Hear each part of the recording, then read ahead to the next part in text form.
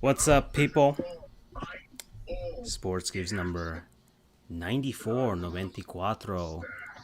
I'm Francisco, joined by my bud Charles. Here, it's a duo again today. Andrew went through a horrendous ordeal again, and he's not. I think he's still got a pulse because we did receive a message from him at least that he is still alive. But I don't think he's coming in for this week. Oh well, he'll be back. He'll be back next week.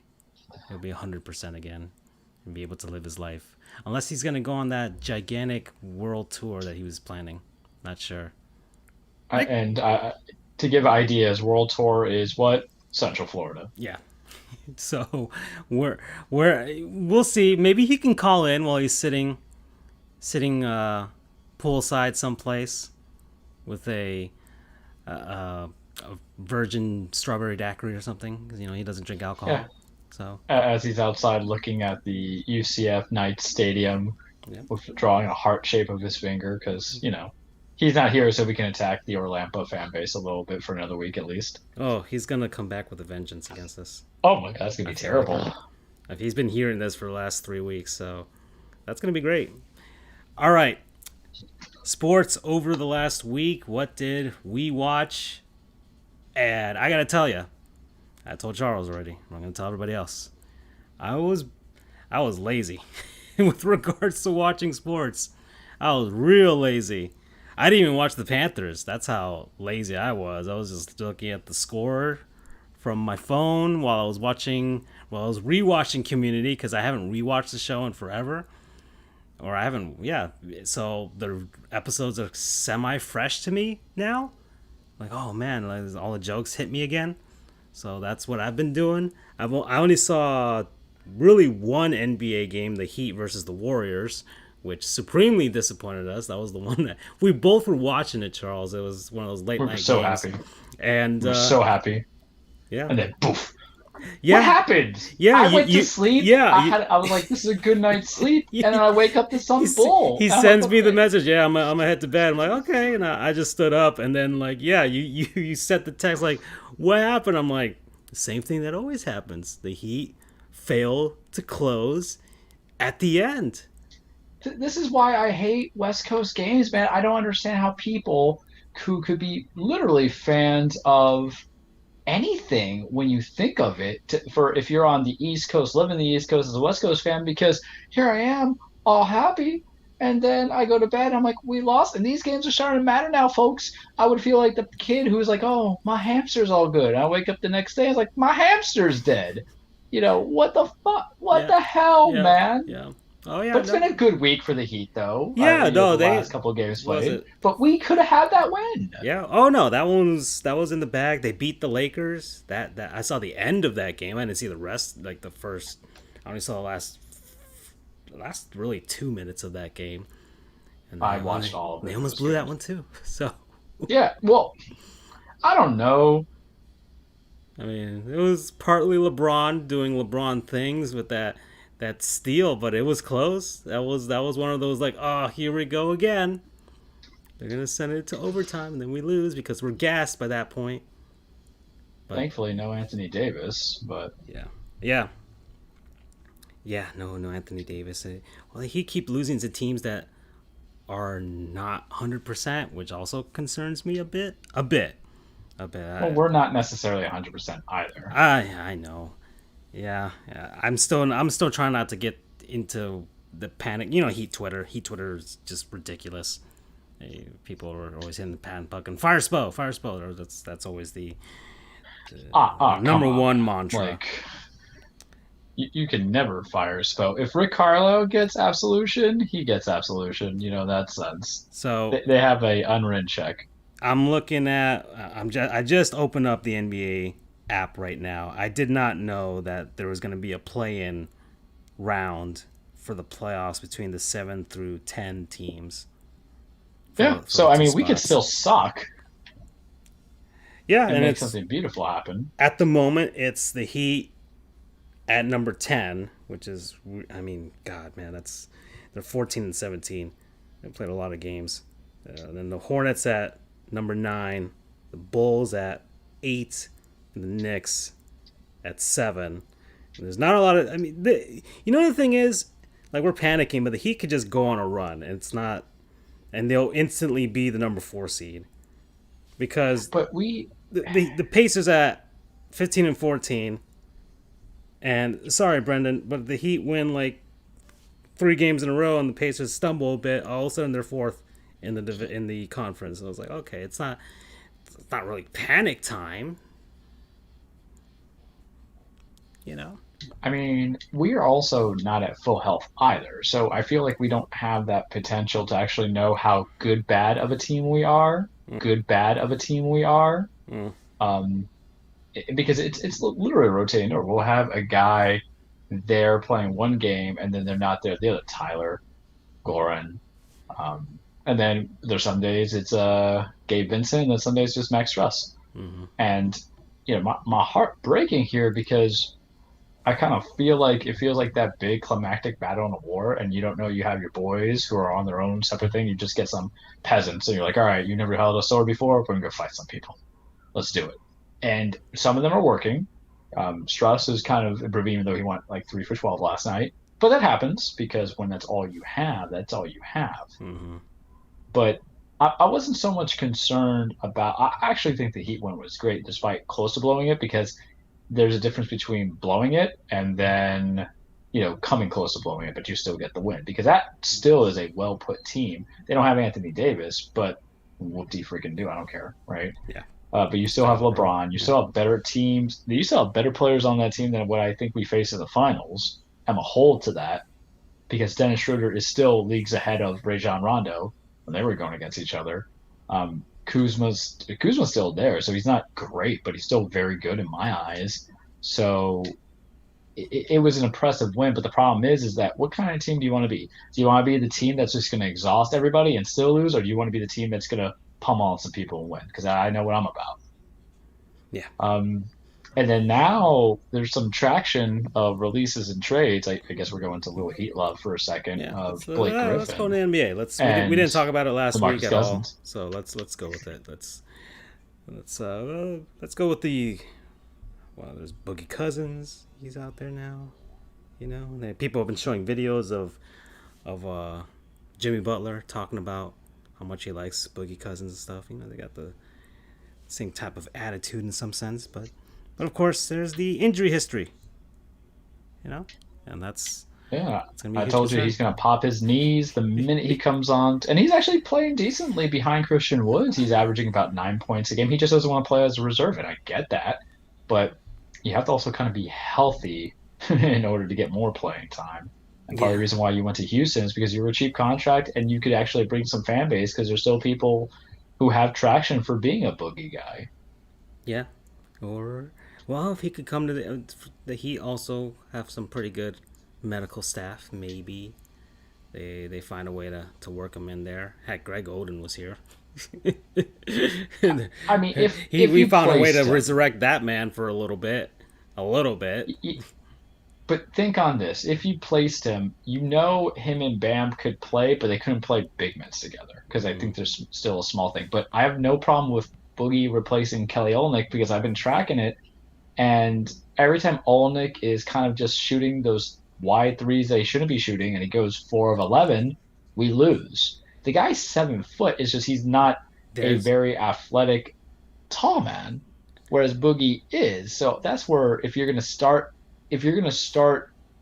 your starting 5 to have possibly Boogie replace Olynyk, and then they could just interchange and bring back, because sometimes Olynyk and Bam do play well, and then sometimes it's a lack of reliable shooters. So, and I just kind of want to see what the lob would be. I want to see what we can do with Goran just kicking out to Boogie, who has still a decent mid-stroke, man. I want to see what happens of it. Yeah, I mean, Kelly hasn't been doing so hot this year. He's been on and off. Some people have been, now they're really like honing in on what the heck is wrong with him in some nights. And I think Will Manso was talking about how it seems like when Kelly's doing bad, he's fading away on his shots. Whereas when he's just kind of has a nice straight jump, nice full follow through there. He seems to land his shots after that. So it may just be some bad habit that's turned up a bit. That if they can just kind of, He was always kind of like that though, even in Boston. uh, And mind you, I think Kelly is a perfect second unit guy, mm-hmm. but he's got to be one of those starters on a team that doesn't really fully play starter minutes. And you've seen that. It's just time to adapt to it. I would say 20 to 25 minutes, sure. Especially if you get, I mean, I still want, Griffin because for some reason, it's just one of those things where I know he's shooting like 36%. I know he's not in the best, fantastic shape anymore to be doing lobs, but it just feels. And Jeremy Taché, one of our guys who's been on here before, follow his podcast, Swinging and Mishes, and Jeremy Taché, he's also doing stuff for Fox Sports. Great guy. We love hearing him and reading his stuff. I think he would agree with me where it's just like you just feel like if you put him in the right change of scenery, kind of like Randy Moss from Oakland to New England, it's a different kind of culture feeling, and maybe something comes of it. Granted, Blake's going to want to play those big adult minutes, right? And maybe, but I feel like if he, but he's not going to take a salary reduction either. Well, yeah, it depends. If he's willing, and that's part of the thing with the Miami Heat, you kind of have to be willing to be a part of the culture. Yeah. I think they can convince him. I'm sure once he gets in there, because he's going to come here and he's going to know it's not his team. It's Jimmy. It's Jimmy Butler and it's Goran's team. Yeah, well, Jimmy loves Goran. It's the reason Goran came back. So it's a culture thing, and it's Jimmy's team, and it's even not really Jimmy's team because he doesn't have to be the guy, but he's obviously the kind of spiritual leader because he embodies. I mean, end of the day, it's Spo's team. Yeah. I think I'm going to put it down like that because there's never been a player whose identity is bigger than Spo. Even the big three are. I'm gonna say right now. Yeah, his LeBron whole thing wanted was him fired. Managing. LeBron wanted him fired, but Pat Riley was like, no. And that says something because I can only name 3 coaches I think that are bigger than a team, and they both happen to come from. I would definitely say Rick Carlisle is bigger than his team. Why? He's got like 12 years on that team, and Luka's going to be there for a while. Porzingis ain't going to be there next year. I think it's fair to say. And then Popovich, of course, is the bigger than the team. He is the seminal bigger than team name. And Spo and Pop come from the same mindset of culture. And it's so weird because it's tough to kind of say, like in football, it definitely doesn't exist in baseball, but in football, you definitely know the people from the learning branch of their coaches, Andy Reid and Doug Peterson, Peterson learning on him, all these other coaches who go on to do things. Anybody from the Jim Walsh eras for the 49ers, God, we actually know stuff about sports looking at that and how they have those, or Bill Parcells and how the people who follow up under him. In basketball, you really don't, but I find it amusing that you have Spo and Pop, who I think kind of instill the same thing. Give me good vets, hard defense, smart plays, no turnovers, and best shots. I don't think they learned it from each other, or Spo definitely didn't learn it. It was always Pat. Pat had a very different dynamic way of teaching than Big Papa over there in San. Who is actually they're doing pretty good this year. They're 16 and 11. Anybody on that team? The Spurs are 16 and 11. It's not, I mean, they're not going to be a bad team. So no, but I can't name you anybody on that team. DeJounte Murray and DeRozan. He's still there. Oh, is DeRozan still? Yeah, there we go. Yeah, of course. Underrated. That's right. He is there. Underrated, I will say that at 32, and I just always feel bad for him. But he was a guy that I would have eyed if the price was right. But the problem is he doesn't have that closer mentality, and I know it's hard. That's not a statistic that you really follow. That could be proven, but because case in point, look how it turned around in Toronto by getting one guy. Well, on paper, Kawhi and him are almost the same person, except for the defensive ability and the shot selection. Yeah. But Heat-wise, it's Pop's team. Oh, no, I'm sorry. It's Spo's team, really. Maybe I want Popovich. Just fire Spo, give him Popovich. Sure. He would hate Miami. I think Popovich would be like, you have milk here? There's no way. No, Pop's going to retire in San Antonio. That's not going to he's going to. And Spo's going to. I don't know what Spo's aspirations are with regards to. I don't know if he wants to be like Pat Riley and have his hands both in the executive suite and down on the floor, but I don't think he's as personable to free agents the way Pat was. yeah, Because Pat's the guy that if you came in, he just show you the rings and you get it. And he has yeah, built winning teams on all spectrums. And it's such night and day with Pat as the executive. We don't count the first time. I won't count it because he made the moves. He fired, Stan Van Gundy, and he was like, hey, I'm in now.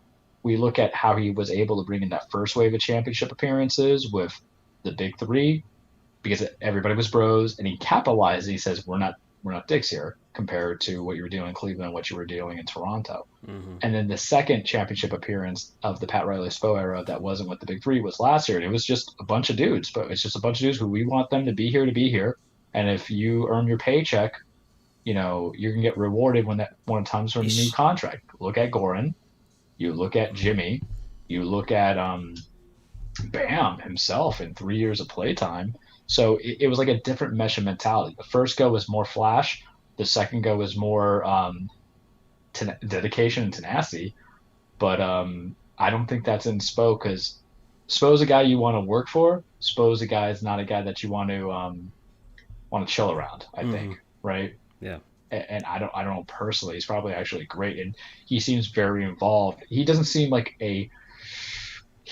fake, right? I think I want to say that because there's some coaches, and I'll give one because we mentioned Jimmy, Brett Brown of the 76ers, who I'll tell you right now, I think he should have another coaching opportunity because when he actually had a real team built to succeed, and we're not going to count last year's 76ers team because they're frauds, he was able to do something great with it. But what was it? He crossed Jimmy on the wrong way because it wasn't Jimmy Butler, it was James Butler. And anybody who's heard the show, when I call him James, it's kind of like a jab to Brett Brown and the 76ers. Why? Because the one thing we know about my ass is I'm petty, and I always jab on the 76ers. Mm-hmm. But I think, if anything, Spo would be that guy who is more of like scouting. I think he would be perfect for that as like some kind, not like a scout, but whoever oversees that portion. If we're going to take him to a front office, because he knows how to play minutes, hands down.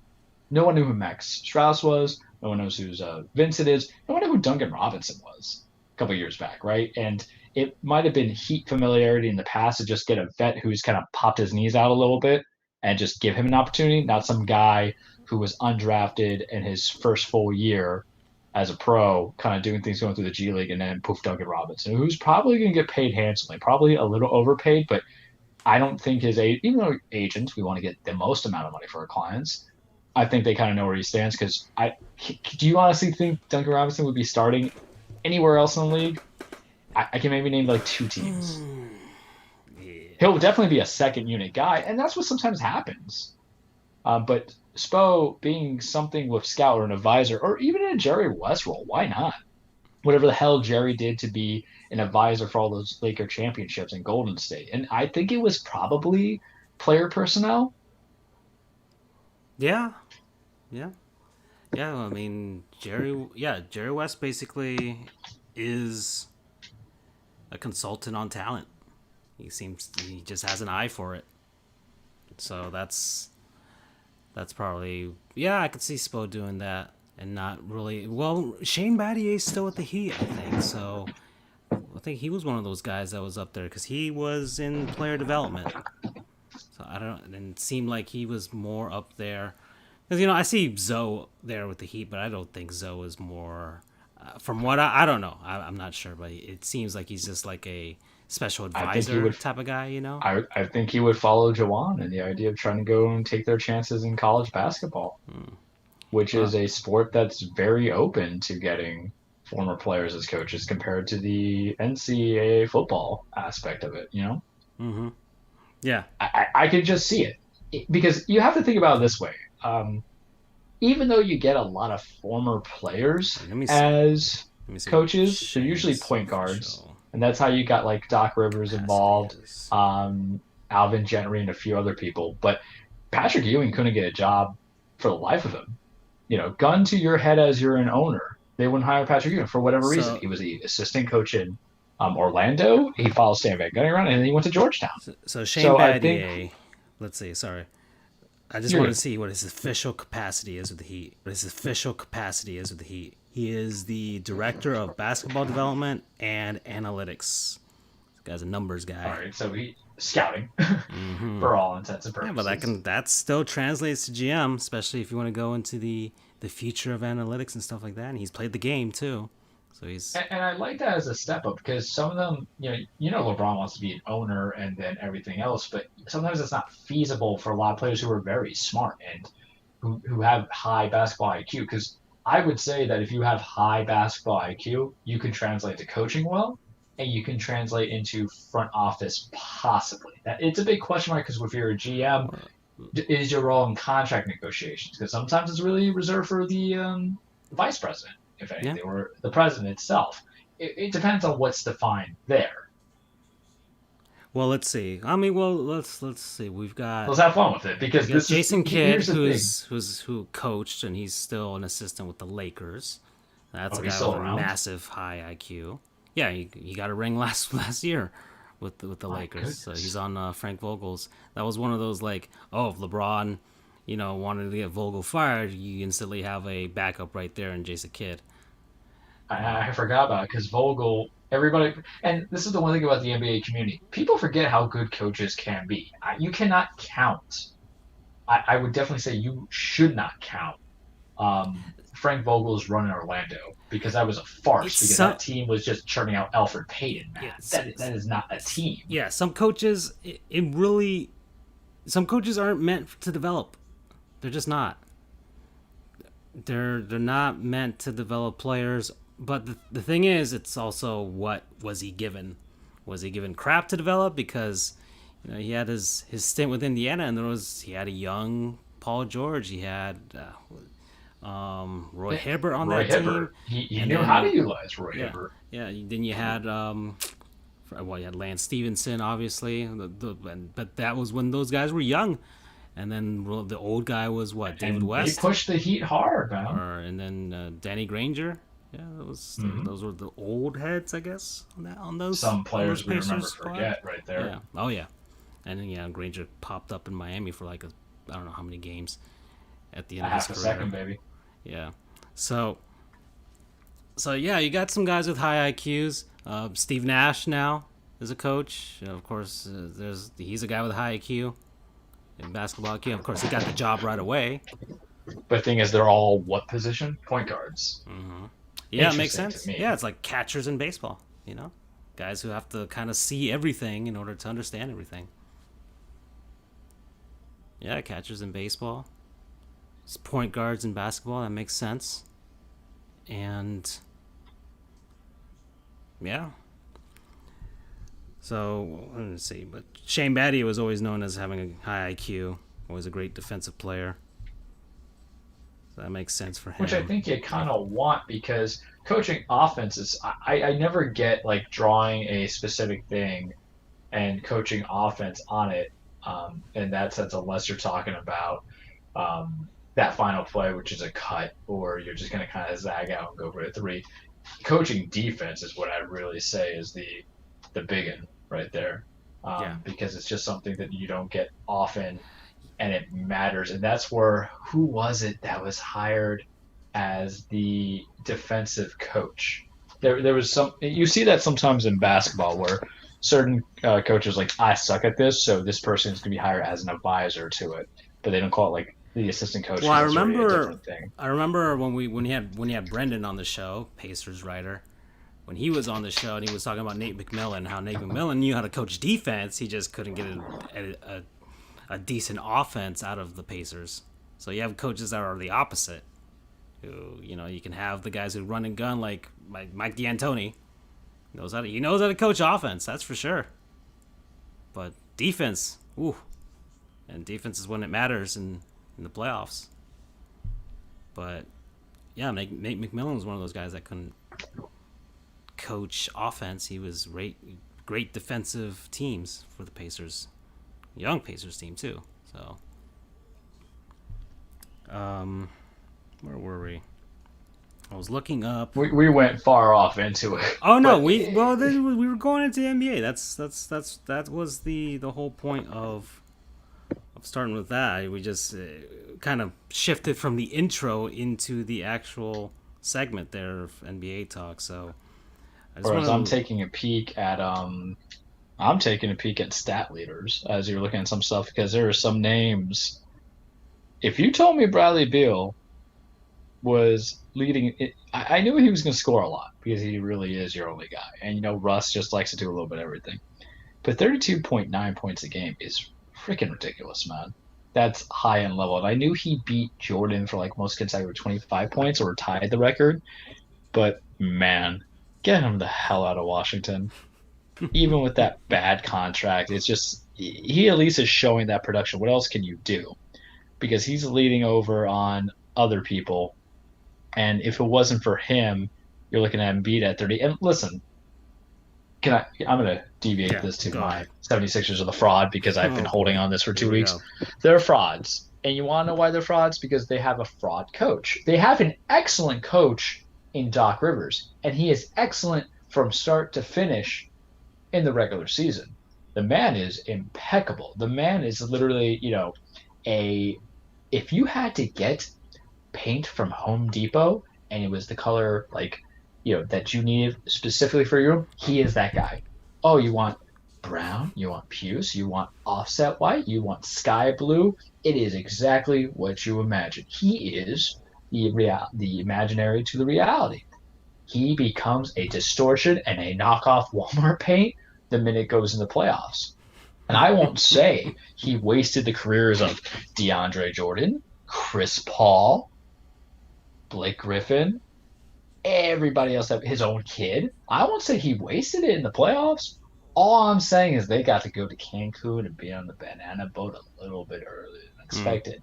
And that was something when Steve Ballmer, who invested more than what the market price for the Clippers was, because it was the highest purchase at the time, it still might be, for a sports team, when he invested close to $1 billion. Maybe the Mets just passed that right now with Stephen Possibly with that one. I mean, by the way, yeah, we're talking about billions here. And Doc Rivers is a great leader. He dealt with the Donald Sterling situation impeccably well. He was able to be a leader for young men, but he couldn't necessarily get the production out there. The only memorable win that I recall in his entire coverage of being a coach for the LA Clippers when Chris Paul basically died, or didn't die, but lost a freaking leg trying to beat the San Antonio Spurs in the first round. I think that was 2013 or 2014. Yeah, somewhere around that. Yeah. If I have to go 7 years back for remembrance of things, that says something. Oh, I know what you're going to say. Charles, he's got an NBA ring. Okay. A lot of people do. But in the NBA, great coaches are qualified by multiple rings. Yeah, multiple. Yeah, I mean, that was a well put together Celtics team.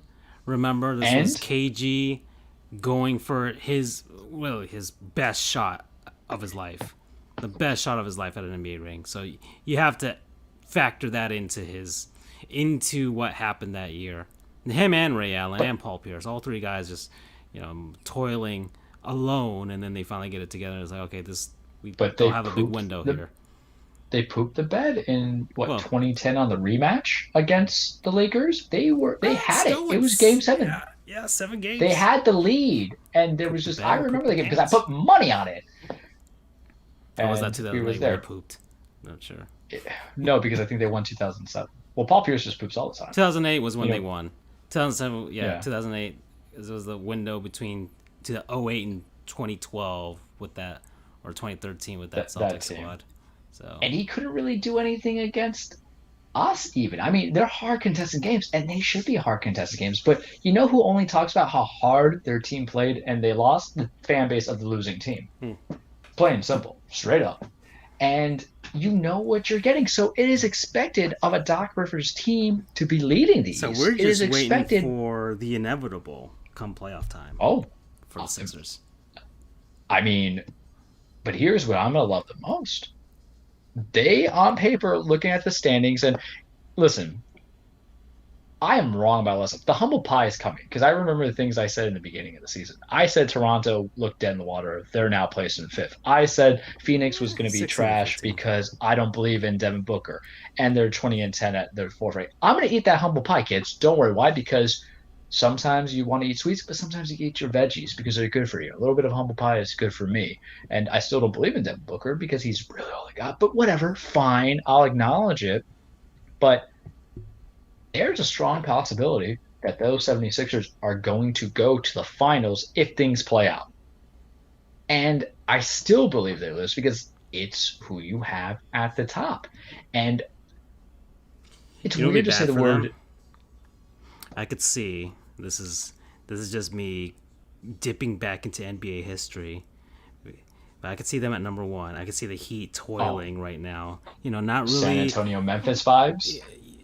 Oh, or no, I'm talking about Heat versus Knicks. When the Knicks made the finals in '99, that run, and the Knicks were number 8 seed, and they faced off against the Heat, who were number 1. Even though the Knicks, talent-wise, wasn't a number 8 seed, but they were only number 8 because they were dealing with injuries and things like that. And then they got healthy at the right time. They got healthy at the right time and just kind of they beat the Heat, and then they made it all the way to the finals, and then they lost to the Spurs. I could see the Heat doing that. I could see the Heat kind of like, okay, let's just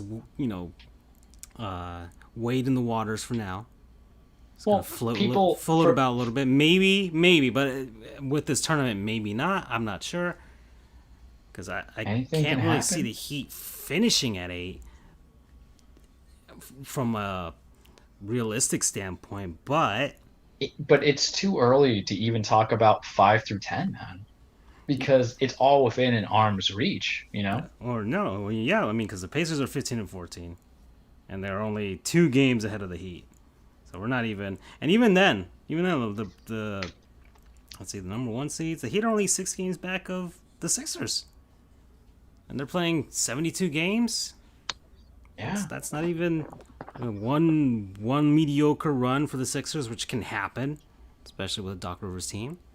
And the Heat get on a little run for like a couple weeks, and suddenly they're right there. One mediocre thing for not just the 76ers, Milwaukee. Milwaukee does not look good. Like they got 18-13, but this was the team that was just God-based, right? So I don't want to shift gears, but I'm with you on that too. And at the end of the day, NBA is about matchups. You do get some upsets, not like hockey. But it can happen, or it's the team that you don't want to play, right? Yeah. So it's just interesting. Team that matches up well against you. And right now, I'm gonna say it now, and everybody's gonna say it's a fanboyism, but you guys have to also understand we can be both critical of our teams and objective. But I don't think there's the biggest gap of talent between Embiid and Bam at this point, because Bam, that there's still going to be some production to develop. 23 years old, so I think he's not. This isn't even his final form, like a Dragon Ball Z villain. For Embiid, even though he's 30 points and 11 rebounds, there's nothing really else he can do because it's not like he's going to line up to shoot a lot of those 3-pointers. He's only going for like 3 a game. Bam still go. So if it's a few points more, then it goes down to defensive players. And here's the thing you got to know about great defensive players. The best defensive player is the one who just doesn't get fouled out. So if we switch that game to having Bam being more posting up, getting Embiid to kind of just whack him, now we're talking about mental development. Because, listen, Bam's not supposed to be a 30-point per game guy. Right now he's averaging 19 points, right?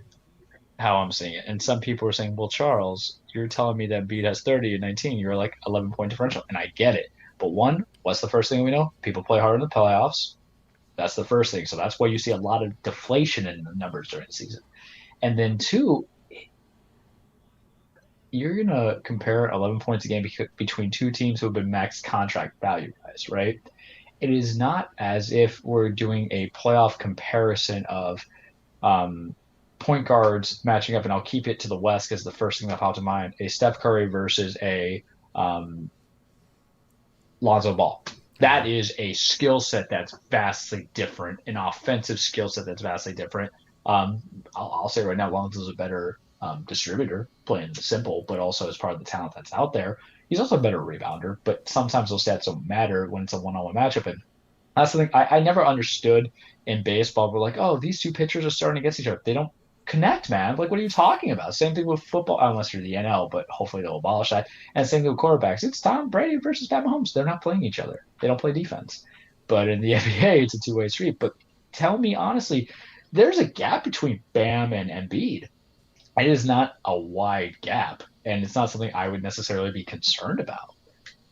And maybe I'm just stroking myself because I hate the 76ers. But bring it all back to Doc, and I know I've stolen a lot of your time, but it's bound to happen because you not have once or two attempts, you've had three. And I think what Philly and the establishment wants, does Philly really want championships, or do they just always want to be in the publicity? Because publicity is good for a team. Because to always be in a perennial contender, at least for the East, means maybe more high profile games in TNT, ABC, ESPN, those commercial details. Maybe you get those from a I guess a justification standpoint. They have to be competitive because they went through all those years of the process. Precisely. Without a face of the franchise. They have to have a competitive team in order to justify all of that losing.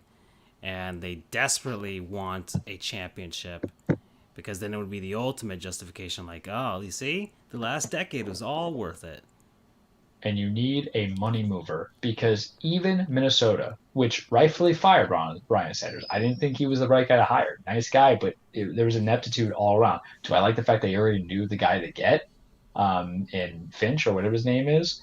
I don't blame them for just throwing away the season. Just get your staff in, but it's kind of tough to fire somebody, bring a new boss, and have the directors there or the assistants there. I'm thinking of my job, but having the assistants there and tell them to follow the lead. So that's a little awkward. But I can tell you, though, take it what it is for the Timberwolves, you have a face of the franchise in Karl-Anthony Towns. I don't think D'Angelo's a face of the franchise. Great player, or close to great player, but been bounced around too much that no one wants to hold on to. Even on winning teams. Yeah. Yeah, but even for the team that's going to have, and Timberwolves have been bad for years, like the last three. Once Tibbs left, it was out. But you knew who the face of the franchise was because you need a face of the franchise to move the merch. And what was the face of the franchise in the 76ers? Michael Carter-Williams. And that was for 2 years, and he was out. Yeah. And then Embiid's only really been playing real-time stuff for 3 years when you think about it because he's out for those first 2 years. And then Ben Simmons, you know my feelings on it. I like Ben Simmons' style of being a distributor because it's a callback, but Ben Simmons is a handicap in a negative way for your team if you know he can't take the last shot. A lot of his stuff is straight to a drive. And here's the thing about playoffs. People learn how to plant their feet and take the charge. It happens so much. You've seen it. And sometimes there's also those no calls either. So you're going to put him on the free throw line? And he has not made the gradual improvements. Is it time to do my fair? And like I said, with all honesty, Ben Simmons is probably the final form of the DACA. Andre, I forgot his last name. Damn it, you know who I'm talking about, right? Which one? He was big on the. It blanked on me, and I made this comparison the other day. He went on the Wizards. He was on the Denver Nuggets. The old man, Andre something. No, not Gilbert. Not Gilbert. More of a six player, Andre Miller. Ah, okay, yeah. You know that's a callback. I feel like we're going to some deep knowledge of some things. Basketball wise, but great distributor. Sometimes can kind of score some points, but not with a jump shot. But Ben Simmons right now at 24 is 15 points, 21 rebounds, 7.9 assists, and we care too much about PER, which is just basically the war equivalent of baseball. And is that your guy? Andre Miller, yeah, it's been a while since I've heard this name. Our player remember to forget, right? Yeah, let's see. We can do a pseudo thing. Yeah, let's take a look at Andre Miller. Yeah, let's take a look at Andre Miller. I'm looking at it right now. He's played for. Look at all these teams. Yeah, he bounced around a lot. Cleveland, LA Clippers, Philadelphia, Portland, Denver, Washington, Sacramento, Minnesota, and San Antonio. You know your career is not going well when you have to make a stop in Sacramento. Nope. Yep. And interesting tidbit for Andre Miller. I guess we'll look at him right now.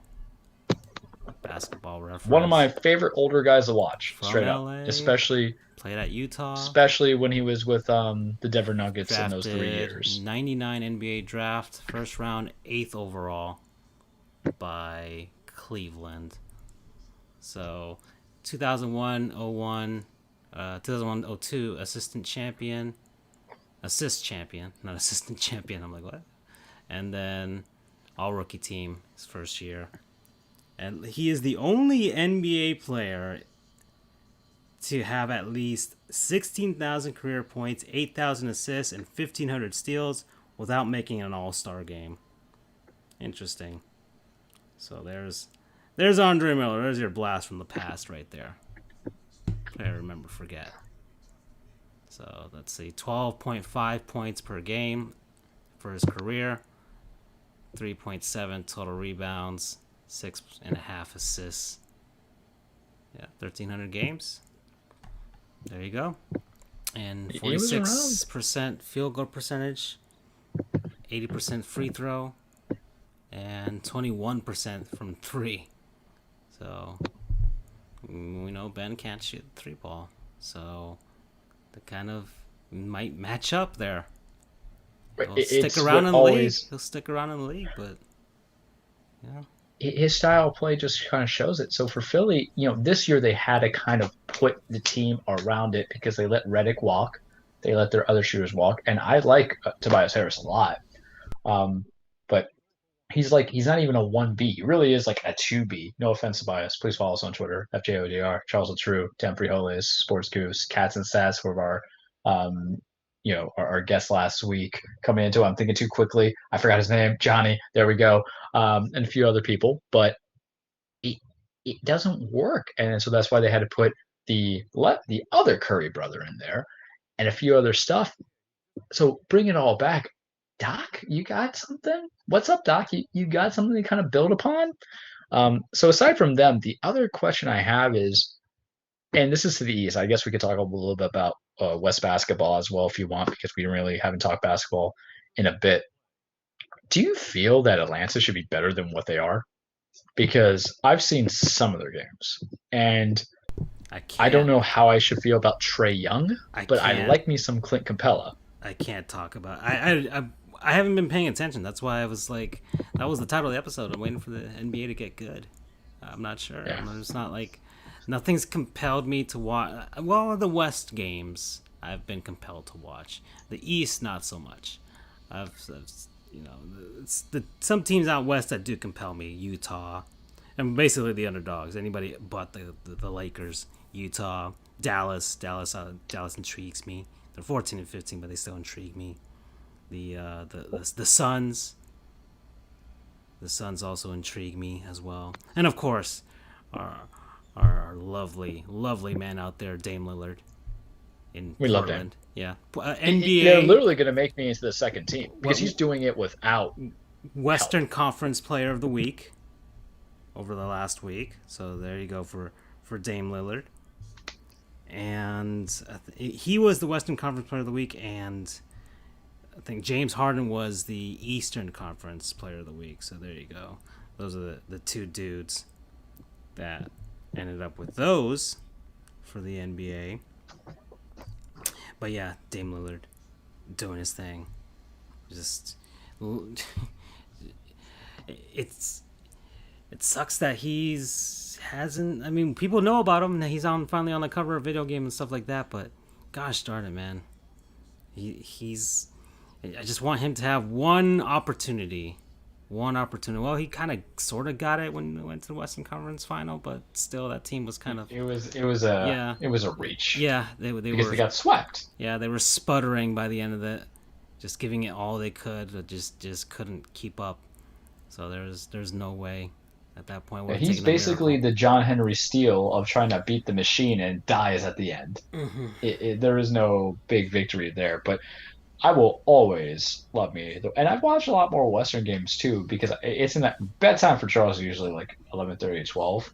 But there's certain nights if I'm not exercising or I need to breathe, I'll watch what games out there because the West is just so interesting. And I've seen some of these games when it's the Heat. I have not actively watched non-Heat games. That's for the Eastern Conference. The Western Conference Yeah. Utah, because I got that love for Like I Donovan said, Mitchell. there's And compelling matchups, and the teams are better, and it's just better basketball. it's Just just better so good. And basketball. I watch, and here's the thing: the teams I talk crap about, I watch it because that's how invested I am in Humble Pie. I think the same way with Green Bay and the NFL. What did I do for an entire season, Francisco? I crapped on Aaron Rodgers. Mm, I crapped on Aaron Rodgers hard. mm. I watched all the available Packer games when I wanted to because I have to. I'm a masochist and I'm a sadist. I have to just take it. You know, might as well just say that my soulmate should be Peggy Hill because she's pegging me when it comes to teams I have to eat humble pie to. Um, and the same way, like I've watched some Phoenix games. I'm not impressed. Like I'm sorry. I know you haven't really watched because we're not there yet, and this is why Francisco and Andrew, I don't think would ever say like shorten hockey season, but you and I will say shorten any long seasons because we know now that there's the meaningless games that are involved. But I would say in about a month, close to April, mid March, that's where you're like, all right, now you have my attention. Now it Yeah, really that's matters. why. If this NBA season was shorter, I'd probably be paying more attention to it because then there's more gravity to each game. There's more gravity to each game. What Right now, messes with me with the virus is that the delay of games is like 5 games. So it's prolonging a season, even though they reduced it to prevent it from being a long season. mm, It's counterintuitive when you look into it. well, the NBA, the NHL's had their struggles with they're constantly changing up the schedule, rescheduling things, moving things around when something happens to one team or the other. But there's still only 56 games, so they can afford to spread it out, and they spread it out in that way, and once again you're only facing your own division, so you're not even the NBA is doing a full, well, not a full season, but it's basically a full season. And 70, they cut off 10 games. That's not even. And then they're like, oh, let's split it in half and see how things go from there. And then they added And then they're doing a a stupid play-in All-Star round, game. yeah, the play-in round and stuff like that. So that's, yeah, and they're Like and I they're don't doing an All-Star game, which LeBron hated that they're even doing that. It doesn't make. I think they all did too, and I find it funny that LeBron hates it and then De'Aaron Fox hates it from Sacramento because you have old meets new. Hmm. Because you would think for a lot of younger players, and this is me reaching, but I have to reach sometimes, is that the young players will want to be in the All-Star games because they're in the beginning of their career. I don't think the older players, LeBron's 35 going on 36, man, they don't care because they made so many times, but they really value the hell's at risk. And there's been some reports, and this is the only gotcha news I'm ever really going to bring up with us, is that there is some of them who don't even feel like advocating for the vaccine that's out there. I don't necessarily blame them to that degree because remember, it was easier to compel them to finish the season because it was stopped so close in comparison to now where I think there was, and we talked about it, we referenced it with Kyrie, and you know how I feel about Kyrie. Essentially, I think he's actually super intelligent. Twitter is just a cesspool of negativity and just not liking people who fight against the conformity of norms. Kyrie sometimes puts his foot in his mouth, but a lot of his stuff was just not wanting to do certain things and put at risk because he understands that it's not in their best interest in comparison. And to bring it all together is that I think there was a lot more hesitation to um, play this season because you're talking about the full 72. You're no longer in the bubble. You're on the road. You might be concerned about contracting stuff, and then you had a star player who not only contracted it but lost family. I'm referencing Yeah, Carl Anthony Towns, and nice. I don't want to make him into a symbol or a martyr. The man has suffered, and he is absolutely terrible. But I think players would look onto what he has endured, hardship that I'm gonna get on my soapbox right now. That is hardship that really, if there's no boy left in that man, Yeah, because that is some that I'm gonna say right now, that's some shit that he has gone through, and I wouldn't want to put my family at risk. That's the reason why people opted out.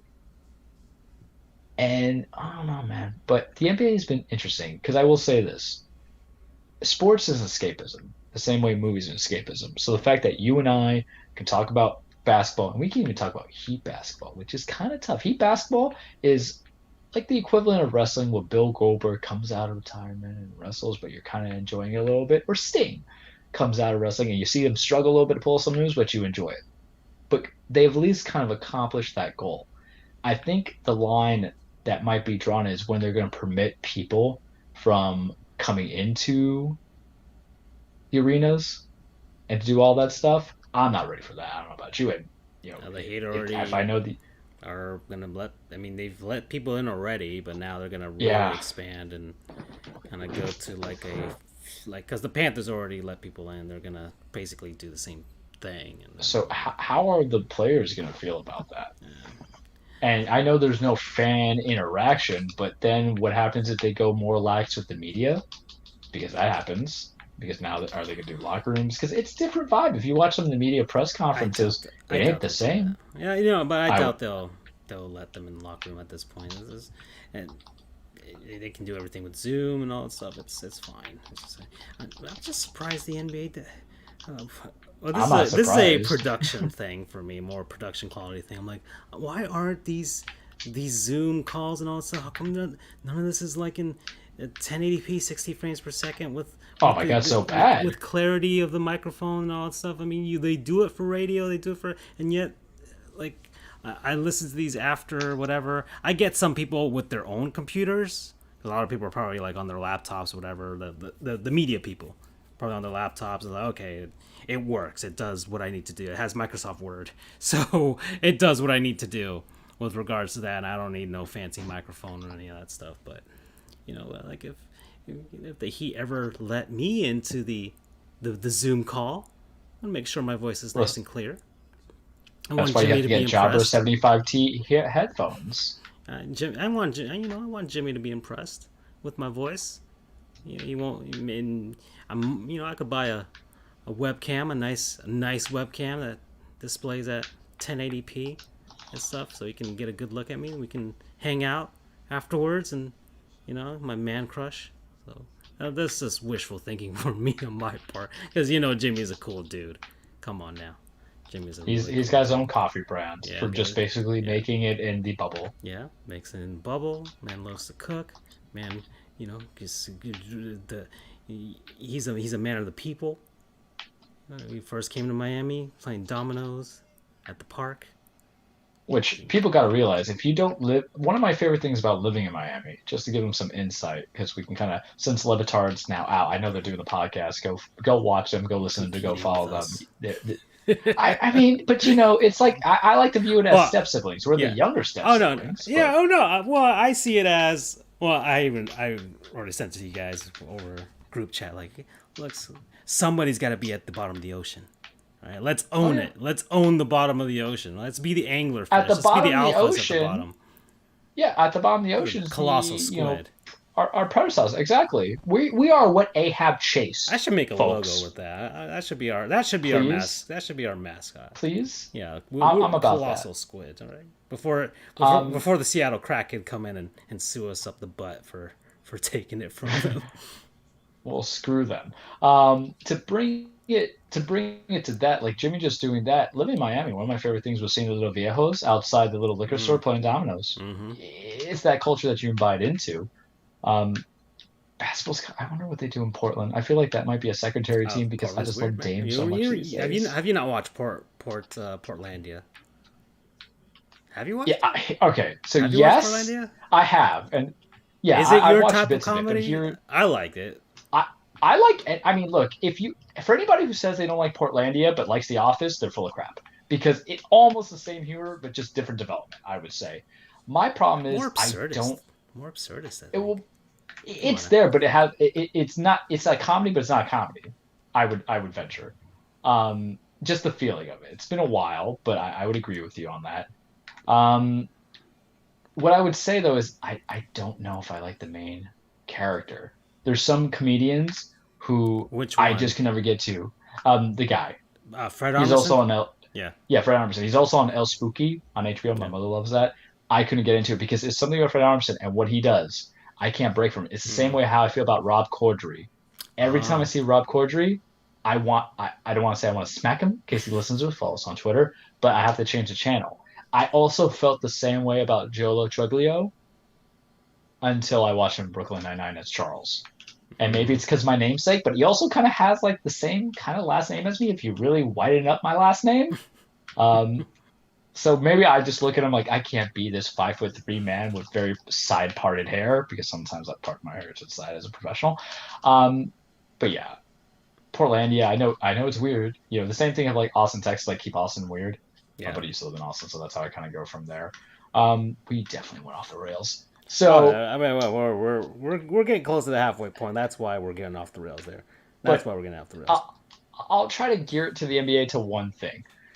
Do I want an All-Star game? Hell no. Doc Rivers, he's gonna poop the bed. Milwaukee, what is going on? Because Drew I Holiday, and I could have can't. told you not to trade for Drew Holiday to I begin with can't because I see like the. Drew, but I. hold on a I second. can't see the purpose of an All Star game with no actual human beings there to watch it. Yeah. I don't know what's it's Unless, in Atlanta. I don't know what Georgia's doing. I don't know if they're letting oh, people it's in. to get James Harden there and Lou Williams. That's what it's about. Gonna get the strip clubs and the chicken Yeah, wings. because I don't understand why Atlanta. Well, I guess it's a somewhat warm weather. For yeah, right now warm weather Am location. I getting They don't Jermaine want Dupri saying "Welcome to Atlanta" where the players play? Because that would to. feel so much better than when Atlanta hosted the Super Bowl and then have Outkast perform. Yeah, because well, at least they didn't put in L.A. again for like the 40th Yeah, time in the last 10 LA's had years. their time in the Yeah, sun. And, yeah. and I'll say this about LA. Everybody's panicking. Yes, I know they've lost like four of the last five. You're supposed to lose in basketball. Even the best teams, not named the Warriors from a couple years back, lose.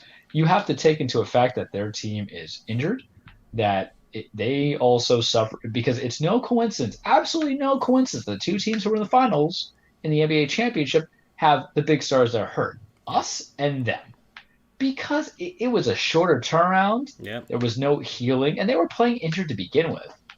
Yeah, it So was literally like calm they yourself. there was negotiations, the CBA and all that stuff, and then finally like, yeah, we're gonna do training camp in like 2 weeks. What? Which they announced it. It was okay, yeah, and then the games are starting. Games are starting, everybody. Merry Christmas. Oh, okay, all right, cool.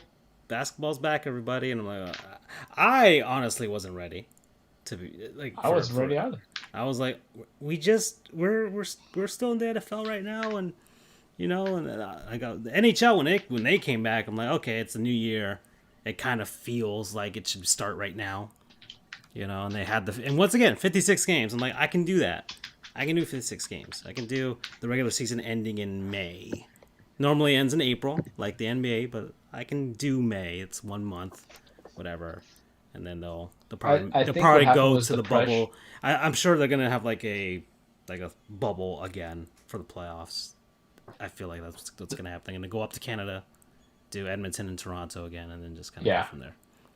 and they're really hoping that travel restrictions come from a more lax area. But I think they also felt pressure from the NFL. Say what you will about how they mismanaged everything that was the Ravens and nothing that was Cleveland, but they completed their entire season without a hiccup.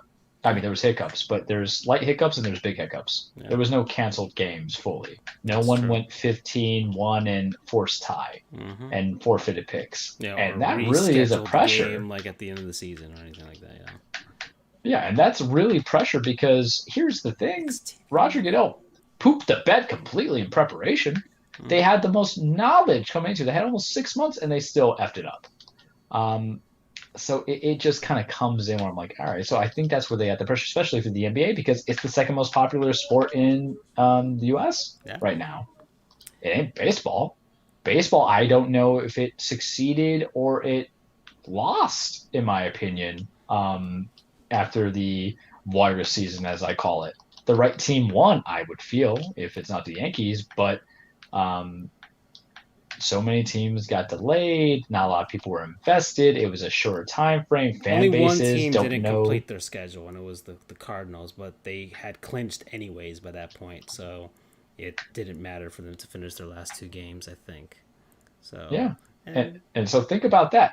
Because a purist, and as annoying as they can be, the compelling argument is that say even though you had clinched it by 5 games, I think, um, yeah, you still didn't finish it out. So you have an incomplete record. And yeah, there was big concerns because at least the NBA did the bubble. MLB is like, we're just gonna do it, man. We're gonna go on these off sites and we're gonna try to make something happen here. but it'll be interesting. I think we're gonna have one more season of virus indicative scheduling, Yeah. and I'm hoping that the NBA gives us less, not more, unless there's bigger stakes. And how do you solve the bigger stakes?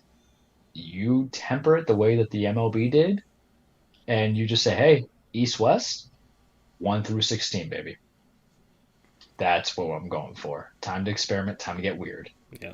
Because everybody in that even the teams that are not in the top 8, they're better. They're so much better. Yeah. They're ridiculously better.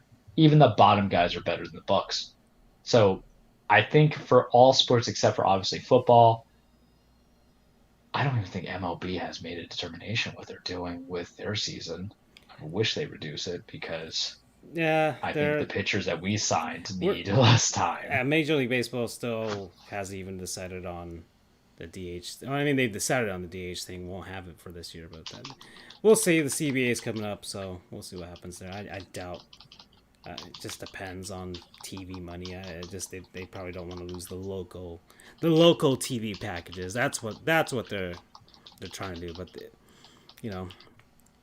there's a lot of things and opinions about what Major League Baseball should do with regards to their broadcasting feature being more open, no more blackouts, things like that they could use to grow the game. Hey, it'd be nice to be able to see every team in some way, shape, or form online. I don't follow them West Coast teams. Yeah, it'd be nice to hey, they're broadcasting on YouTube today. Like they tried it a few times last season. Hey, why not do that more? Why not do that more?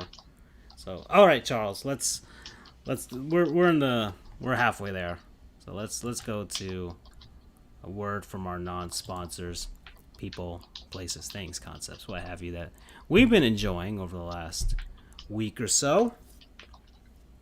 And I'll tell you, I didn't really. I could say Community because I've been enjoying that over the last week. Great show, but that could be a non-sponsor at any time.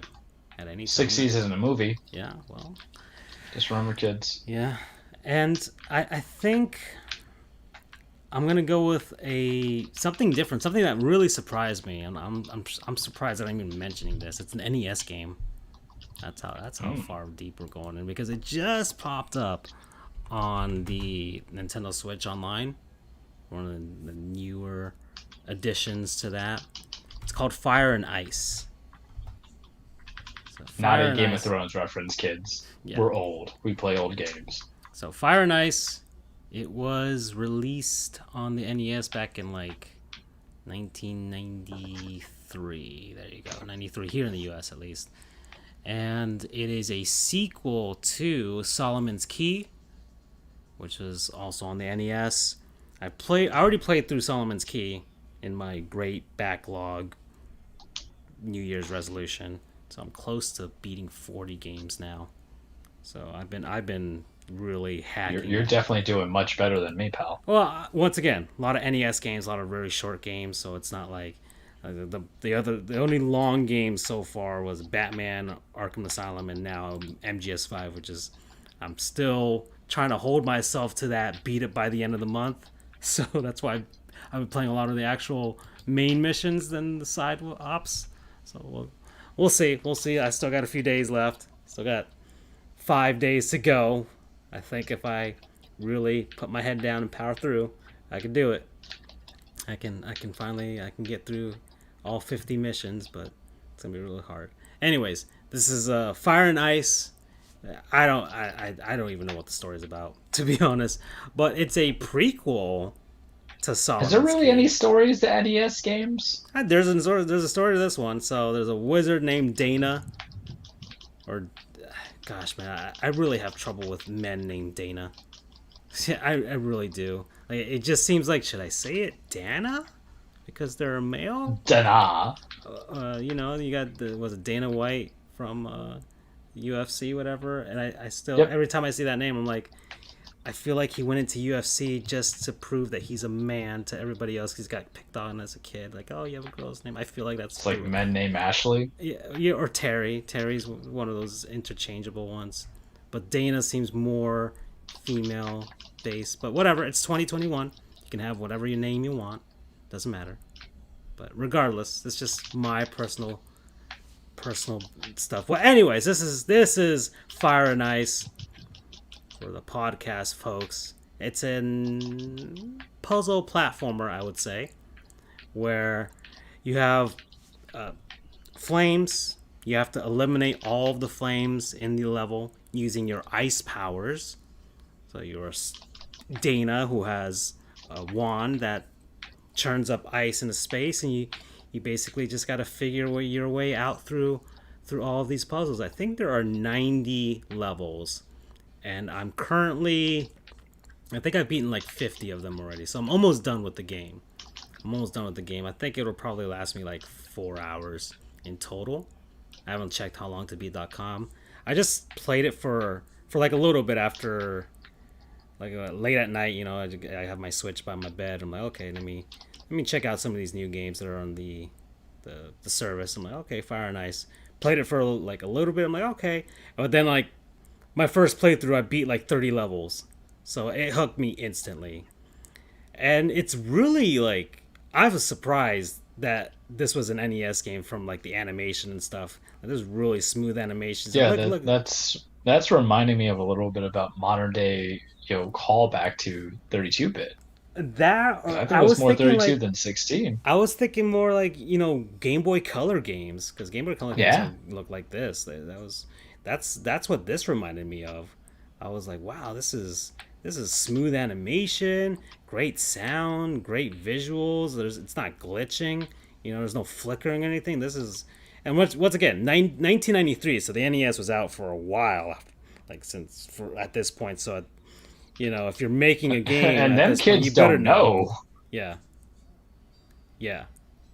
At this point, they should know how to optimize all the games. And I forgot who developed this. Oh, Tecmo. Tecmo's the one who developed this game. So, yeah, it's a good one. It's a good one if you have the NES, or I mean, sure, try and find the NES version, or if you got the Switch, try it out. You're already paying for the online service. This is a good game. It'll last you for a weekend. It's almost like a rental from way back in the day. This would have been a nice rental back in Blockbuster days, that's for sure. So promo code Ice baby. I love it. So I'm next, and it's kind of in between, but my non-sponsor is a little bit funnier. Yeah, I would say funny for me because I haven't had it in such a long time. But when it's weekend time, your boy likes to, as my friend says, vibe. And my form of vibing is essentially, if I'm not going out, I'm essentially, playing video games and having myself a little bit of the bubbly. So I went on recommendation. I've been on a rum kick. So for those who are trying to figure out where we are in the scale of alcoholism, Andrew loves his cheer wine.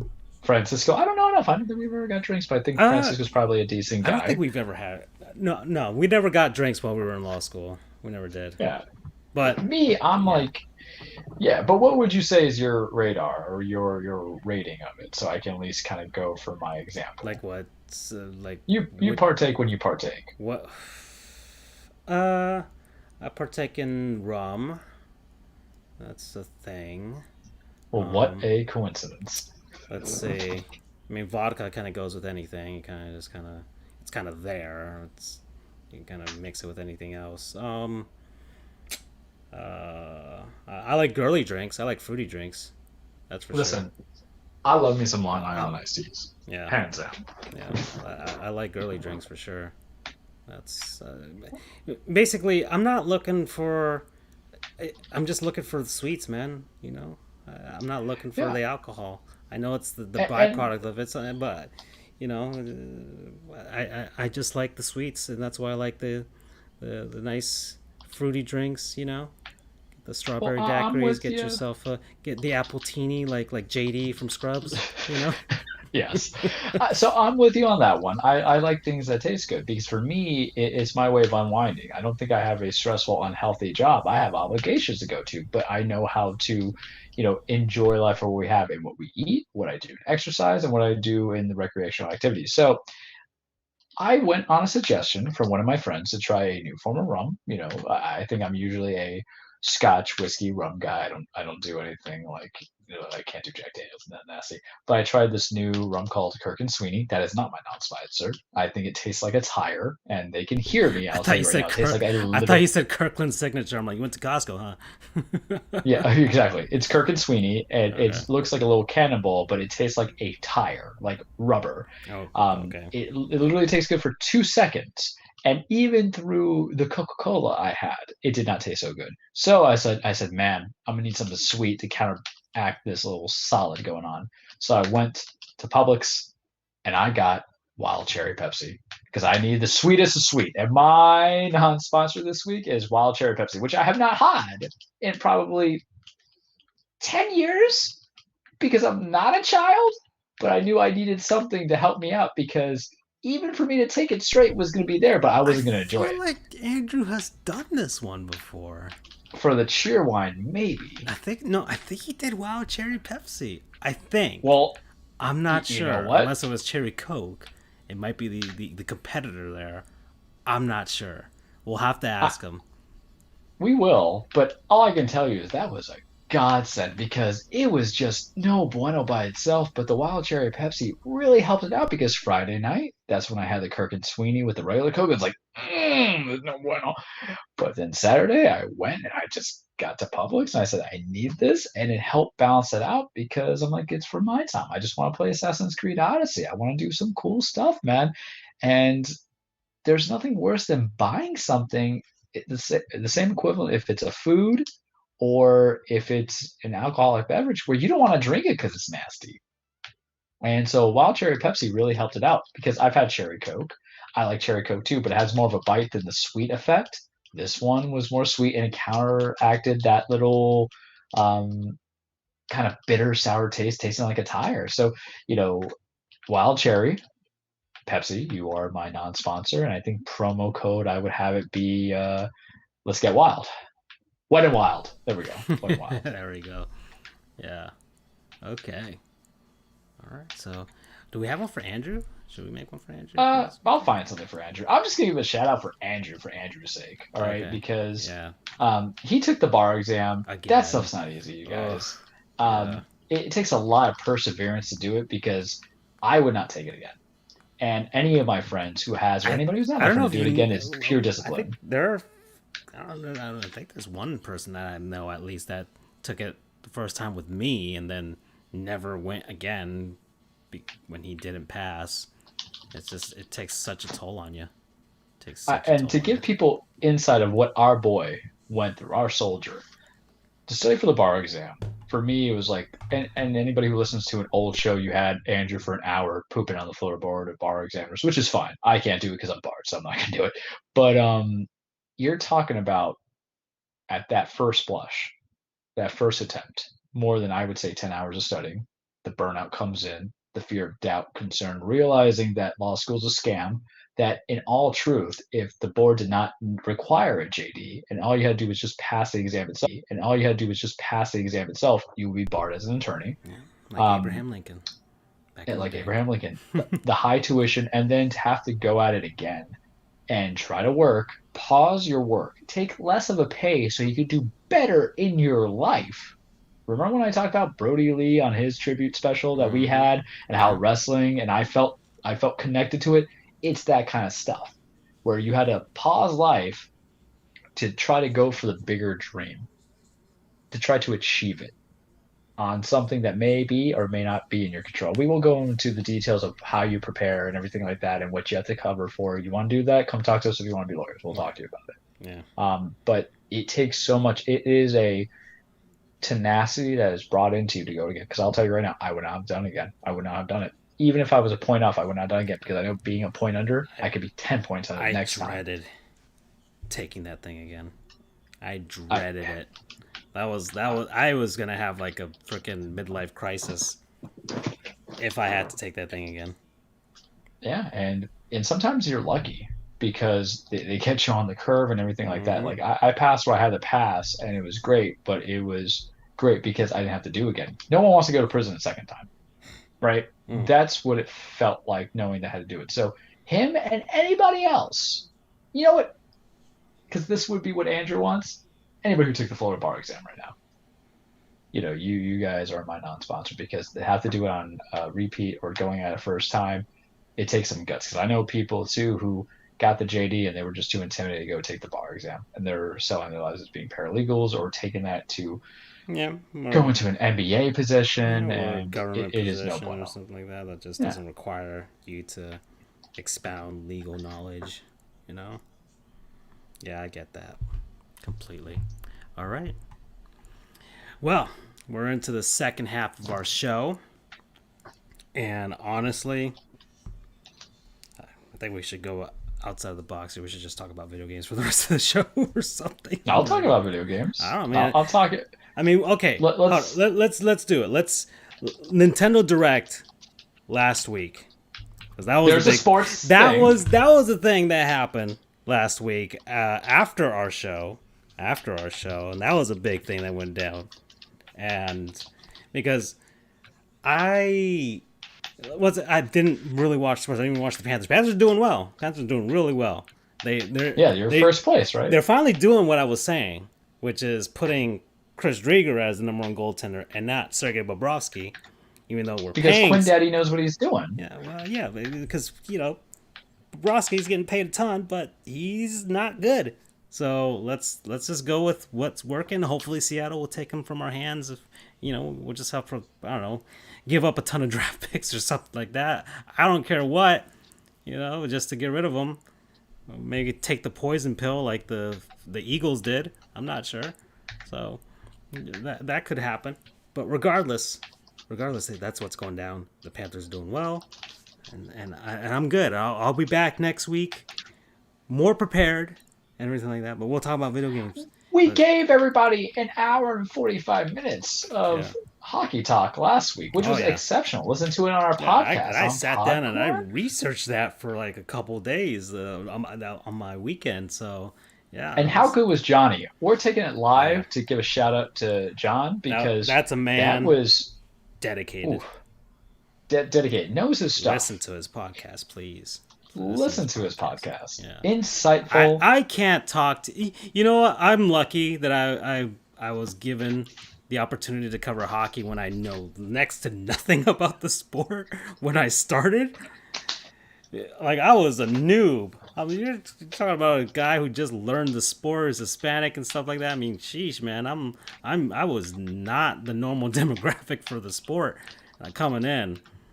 So you're considered a panda, but you're a red panda. So I stumble upon certain stuff in my life. I just end up being where I am. I just ride the roller coaster and see where it takes me. So but Johnny, I don't know who's out there. I don't know who is out there, but give him the opportunity, please. The man knows his stuff. I don't know who it is. On his Twitter, the psychotic somebody bacon. With money. That's for the sure. Psycho Bacon. That's his Twitter. Yeah, the Psycho Bacon. He's got a Twitch account. I don't know if he streams, but our good old buddy Dougie Soul's been streaming. Really? He's playing racing games. He's real. Okay. There's one thing I'm pretty darn sure we could probably get him to talk about it. Is Doug loves him some auto sports. All right, the F1s, all that stuff. Yeah, he's into all of that, and he's. I talked to him. I even showed him one of those like insane gaming rigs for like the racing games that they got there. Oh my god, yeah, I remember those days when you had the racing wheels for the PS2. Oh no, but I'm talking about the people that do it high today. Def? Yeah, with like the gaming PC with the hydraulics, so it feels like you're in a freaking like your initial D or whatever. I don't know if you've seen that anime, but yeah. I have not seen that one, but I just have this image now of Doug in some basement in his very successful life or wherever he's living, going to, coming off from the suit and then all of a sudden just putting on a full racing gear then like a Ricky Bobby attire. It just makes me something half of it. He wouldn't be Ricky Bobby. He'd be Sacha Baron Jean-Claude or Cohen's Sacha Baron character. Cohen. That's exactly who I thought about. Yeah, but Italian, not French, Italian. So yeah, that would probably be Doug. That'd probably be Doug. But yeah, the guy's been playing. It's an Italian name for the video game, obviously, because it's F1. I think he's been playing that, and it looks good for sure. He's playing that on his Xbox One. So I mean, man, if it's not Mario Kart, I don't F's with it, man. I can't deal with it. I'm not a car guy. Most I can do is like Need for Speed. Most I can do is Need for Yeah. Speed because there's some air of ridiculousness there, kind of like Fast and Furious, kind of like that. But I can't do Gran Turismo. Can't do it. Boring. Forza maybe. I did Forza. I had Forza 6 on my PC. I played through that. Burnout was fun. I played through that. That was you fun just because crashed everything. Yeah, it didn't. You know what it is? It doesn't require me to know everything about a car. Because I've seen Doug's playthroughs. He customized everything about it. Like I don't even know what. I can't even name them. The stuff that you customize in that. But he customizes it. I can't do that. I can't do Gran Turismo. That's too simmy for me. I get anxiety just trying to get new windshield wipers. You're telling me I got to try to figure out like torque and drift and I mean I know the common things, but man, don't ask me to be more than what I am, please. Yeah. So okay, Nintendo Direct happened last week, and yeah. Okay, let's go with the sport related one. Mario Golf. Excited. Golf. I am, and I haven't bought a Mario Golf game to be honest. Didn't buy N64 or Game Boy or GameCube and I think that was the last one. I played the GameCube. Oh no, there was a 3DS one I think too. So yeah. Yeah, I know I played the GameCube one when I was much younger. I used to visit a family in New York and my niece and nephews had it and we would just spend hours doing it. That's how I learned golf two ways. That and golden tee at the bar. Yeah. Which is a good time too. Like Mario Tennis. Mario Tennis is the only reason I know the rules of tennis. Well, listen, Super Golf or whatever they call it, Super Rush, right? Whatever Mario the formal Golf name, we'll call it. Yeah, something Rush because there's like a different component to it this time where you have to race. I like the speed. It's just kind of like speed golfing. Pitch and putt. Yeah, I don't know what I don't. Yeah, maybe I don't know what. Well, we'll see. We'll see when they have more. Did they tell you when it's coming out? It's June, baby. Coming out in June, and then a couple months later is the other one we're going to talk about. Oh wow! But they did Mario Tennis well. I loved Aces. I have it. I've popped in 15, 16 hours, and that's a lot for a game that doesn't last too long. So you know how many matches I play the online component of it. I like their tournaments. It's been a bit, but I'll come into it. It's one of those games where I paid like $30 because your boy doesn't pay full price or anything. But for a sports game that's more of a novelty. It was deep. It was fun. Yeah. So I'm excited for the golf. Would I get it for 60? Hell no. 30 on a couple of trade-ins, I'm about it because it might be something that I play during the show because Switch games or sports games are perfect for the show. I'm playing Smash right now. Yeah, you just line up one shot, and then, okay, did my shot, now I talk, and but look, I mean, it looks good. It looks good already. It looks, better than, let's say, a Wii Sports if they had done that. So the graphics are great and everything like that. It's a Mario Golf game. It's not going to be too complicated. We're not going to get a PGA Tour thing, but it's looking good. Story mode, very weird, but I'll take it. That's the thing. That's what compelled me, because I probably wouldn't get this, because I'm not into golf. I'm not really into golf. So even like Wii Sports Golf, I played it because like my dad liked it and stuff, but I didn't really play it on its own for my own enjoyment. And obviously if I didn't get a Mario Golf game, then it's like, okay, you're not really gonna enjoy the sport. Same thing with Mario like Strikers, like soccer. Like I can't do soccer. I love Strikers though. I was kind of hoping for that. I can't even do it was so fun. There's an ice mush. Oh, they have the ice flower and stuff. I did not know that. I didn't know you do that too. That looks pretty cool. Yep. That looks pretty cool. Okay. All right. So yeah, the speed golf. That looks like a cool mode. That'd probably be pretty cool to play online. I just felt like they could have taken that opportunity, though, instead of just making it a singular game. They should have just done a sport compodium the way they did Wii Sports and just make it to the Mario characters. Just fuse the Mario basketball, baseball, strikers, and golf itself. They make But they make Nintendo more needs money to this make way. money. Yeah. Yeah. And Why then put them all together when we can charge separately? Come on. well, then there's our 30-year-old asses looking at it like we're gonna probably buy it at some point, and we accept it. We accept it I because we want our video games to be fun. I personally wouldn't be. This wouldn't be on my radar if it wasn't for that, I guess, story mode component. I don't know what I'm still on the fence with regards to it. But it's on my radar. If the reviews come out and are like, hey, even if you don't really like golf, it's still fun, then I probably will get it, especially for the story mode, because I don't know if you played any of the handheld Mario sports games like No. golf or tennis. Well, I had Mario Tennis on the Game Boy Color, and that had a story mode where it's not really a create a character, but you play as either a boy or girl, and Yeah. it's an RPG. It is a tennis RPG with the Mario character in the Mario world, but you don't really interact with the characters until like later on in the game when you're good enough to face one of them, and you rise to the top. That compelled me. I'm like, yeah, man, I'm gonna be so good I can face off against Mario. As a kid, that's your dream. It's the ultimate highlight. Yeah, so I was hoping.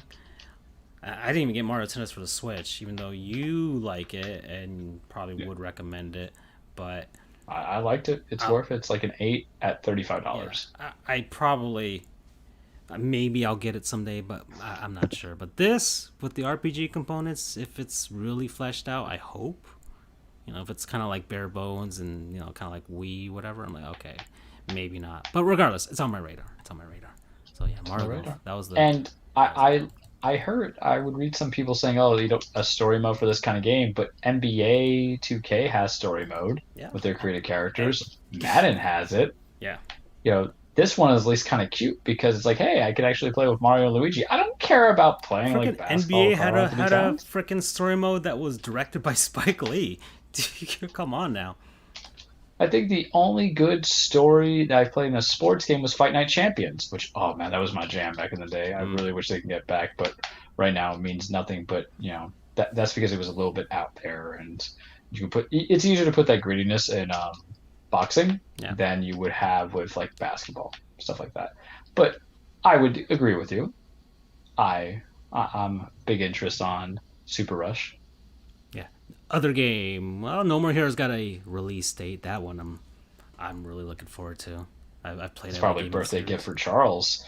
Yeah, and you already know, like just the trailer right there, and there wasn't much. I put no more herpes. Whoops. God. Hey, the O and the P are next to each other, and you switch that one letter, Heroes becomes herpes. So, not my fault. Well, kind of my fault, but still. I would love if anybody. I mean, that'd be a pretty cool video game to play. Travis touchdown going down into the body. Well, I mean, granted that's a side story where Travis gets the dirty and then has to try to cure it out. I can really see he's just going to be microscopic and he's the cure and he's in some kind of open. Kind of like was it? We're going really dark here. The movie with Osmosis. Yeah, there we go. Yeah, Chris Rock and like that. Yeah, that, but with Travis touchdown. But regardless, this already looks ridiculous, and they're aliens, angelic aliens too. I feel like it's a homage to like Bayonetta because if you look how they do their alien construct, they look more like demons and angels. I mean, this game is a homage to a lot of things. And that's how all those games were. Yeah, look at all the references there. 8 bits, RPGs. There's some stuff like Yakuza type of stuff where you do ridiculous side missions.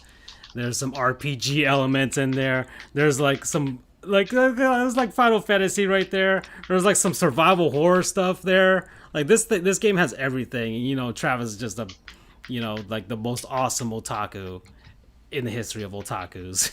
He's basically Japanese Deadpool. Yeah. All things considered. Ryan Reynolds version. Yeah. So this is... I can't wait. I really can't wait. Even I don't know if you played Travis Strikes Again. But I didn't. I skipped down it when I kind of figured out it was just more of a side story standalone. yeah, if you can, I don't know if I think they released the physical version, but I don't know if it was like a limited Yeah, no, the run physical thing. version's out there. I've seen Okay. it for like $25. Yeah, maybe if it lowers, it'd be a nice, like a $10. I think you can get through in $10. Well, I told you I was interested in just getting the remastered because it's been 9 years, Yeah, if that longer. yeah, And some games are worth kind of the revisit on remasters because you don't really get to truly appreciate them. I usually mandate myself to play remasters or remakes when there's the new sequel coming in, like I did that with the Uncharted's. And then with Last of Us 2 came out, I replayed the first one because it had been 10 years. I can't do what some people do is like instantly play the new one when there's only been a few years from the other one. You got too much free time. yeah. I can't do that. If it's been 3 years and you're like, I'm going to replay this before that, I'm like, no, I need a good 10 years. That's why I was very excited for Super Mario All Stars because Yeah. I'm like, holy crap, it's been decades because we're old as hell. Yeah. Um, so for that, and I was expecting Mad I World. mean, this Side note, Nintendo Direct was basically a bunch of games that were released at some point between the last few years up to like NES days being re-released. That's what this yep. was, because you had a freaking Famicom Detective series, like remakes of NES games that are full blown, basically brand new games in a way. And first time we're getting them, so that's it's a new experience for us. So there's Ghosts that. and You had Ninja Goblins. Gaiden. They got a Ninja Gaiden pack with like the 3D games, which I Yeah. think intrigues me, especially. I Did you never never play played. them? I never played them. I don't know if they're hack and slash like Bayonetta. Maybe I'd like them. I would hope. I think I played one and I beat two. I didn't play three because the reviews were no bueno, but they came out with the third one on the Wii U. Okay. So my whole thing is just it just makes more sense if you just did a fourth one, or a relaunch. I I would have ventured that they Well, did the that thing like is, they with did the with Nintendo Other people M, didn't get them, so I think that's why they're re-releasing them. Like, hey, we can finally play them. I Like guess. people like me. Um, Yeah. And that also makes me think Ryu is going to be a Smash character. that could be. He's probably one He of works the his guts last sword. NES era guys that hasn't made it in. So that at Rygar, we're He's not in. getting I Rygar. don't You know. don't even need Rygar because you have Aside from Simon. Greninja, we don't really have any ninja characters. That's surprising. That we don't have a ton of them. Samurai Warriors 5 for, I think, basically like, hey, do you like Hyrule Warriors? Do you really like? You could play a new version like Samurai Warriors. It's where we got it from. Please buy this. Please buy this. Please don't be a Zelda. Like I'm a Zelda fan, so that's the reason I have Hyrule Warriors. I don't know if I'll play Samurai Warriors. I don't know. I don't think I'll get through that. I'll buy the DLC for Hyrule Warriors. That's for sure. I'm gonna play through that. I already bought it actually. I already pre-ordered it. So that's a You were done deal. dedicated. I'm gonna add another what 20 hours to that. I don't know how many hours is gonna be added to that, but still, I played that game for like 60 hours. And I love it. Legend of Mana, that's getting remastered. So once again, another Yeah. remastered game. Plants vs Zombies, I'm not playing that. Star Wars Hunters, but We don't know anything about it. yeah, Tell us. yeah, exactly. Knockout City, which I guess is one of those like Ninjala, Splatoon, Jet Set Radio inspired type of games. Sunset Overdrive. It's kind of like wacky multiplayer. I don't know if it's free to play, but it's dodgeball, which is kind of interesting. Haven't Yeah, seen. I mean, Ninjala, I think had some success. I never got around to playing it, but I like it. I know it was a good start to free to play for people. Yeah. Let's see. Apex Legends coming next month. Yeah, Skyward Sword. I don't know if you played that. I didn't. So I'm excited-ish for it, but I feel like I was so happy with Breath of the Wild because it was exactly. And we remember when Johnny was like, "Oh, I hated Breath of the Wild." I loved what Breath of the Wild did, so I feel like it's a fallback Skyward. But I skipped Skyward because I was not going to play a Zelda game at 480p. I was very adamant about not doing that, but I kind of want to see what that upgrade looks like because just because you're HD touched up doesn't mean you're actually HD. I think this will do a lot better than Twilight Princess did because it was kind of like in between. It had like the art style ish of Wind Waker mixed with Twilight Princess, kind of in between the two. So I think this will this will do better. I mean, from the looks of it, there's still kind of blurry graphics or textures. It's the textures, really. It's texture work. They're not going to upgrade the graphics. But I like this game. A lot of people don't. A lot of Zelda fans don't because of the motion controls or the fact that it was, I guess, more linear than other Zelda games. Well, it's the first of the first. Yeah. But it's, yeah, from the timeline's perspective, it's the original, like, that's the starting point for now. For now, at least, until they add something new. But it's, I like this game. I played it. I love the Wii motion controls. I think I'm not sure if I'll double dip because I still have it on the Wii and be playing it all over. I didn't rebuy Twilight Princess, and I only got Wind Waker because it was free. So, and I didn't even play through it all, regardless. And it's hard for me to play through Zeldas again, to be honest. It's just too much dedication. Nothing memorable happens. Aside from Majora's Mask. Majora's Mask is probably the only one that I will actively play through again. And the Minish Cap. Yeah. The Minish Cap was another one that I really, really like, and I played through again for a second time. I feel for me that I've played 4, 5 Zelda games. I would probably get Skyward at a decent price because I know I missed out on it. But I loved Wind Waker, personally speaking. Twilight Princess, it was one of those things that was 12 years ago. And I think what bothered me about Twilight Princess, it was one of the first longer Zelda games. Yeah. Because I think, if I remember correctly, it took me like the 50-plus hours. But I remember the first half just being kind of like a dog chase or chasing your tail. And then that's when everything came together because you have to go for all the equipment. I have no problem acquiring equipment. But the one thing I've always hated in any game history is backtracking. And it felt like that. Yeah, I did love the Ganon fight, and I remember it, and that matters so much because the one knot I'll give, or the big negative I'll give on Breath of the Wild, is that the Calamity Ganon fight was kind of disappointing. Even though the second component was great, the first one wasn't. Yeah. You know what I mean? You want the experience. I still think Wind Waker is my favorite Ganon all around. Yeah, because it fair was to qualify. That was like a one-on-one match, and then just the way it ends at the end, I'm like, oh, that was epic. It was epic, and it's a pure homage to all things Japanese. Yeah, and he's laughing, and he knows he's been defeated, but he's like, I'm gonna take you down with me. Like that's just so freaking damn evil. Like I love it. That was a great ending. Well, yeah, Skyward Sword. Good. It's coming out. I like the Joy-Cons, but I don't know if I'll double dip on those. I like the flicking on the motion controls too. Yeah. How they're going to use the right analog stick for the sword movement. I can get behind that. The beauty of this is that because the first one you had the Wii remote and nunchuck, and the nunchuck kind of restricted your movement. So this one you got way more free range. Although I don't like holding the Joy-Cons because they're not as girthy, I would say, as the Wii remote. You know. Can I do the same with my Pro controller? Because that's all I care about. Well, they said that you could use the right joystick to control the sword. Yeah, that's what I like about it. But I don't know if you can move it as just move your arms. I'm not sure. I don't know. We'll see. We'll see. If you played the game ARMS, you know that the Switch Joy-Cons are intuitive enough for it, but your arms are going to be tired if you're in the big boss battles going into it. Yeah. You're basically going to have your own shake weight. Skyward Sword, Project Triangle. I'm not playing that. That is Octopath Traveler Part 2. Yeah, I don't care what they tell me. I'm not doing that. I just won't. And then let's get to the big one. Splatoon 3. Oof. That was a surprise. I wasn't expecting at all another Splatoon. I thought it was gonna be one of those like one per console type of deals.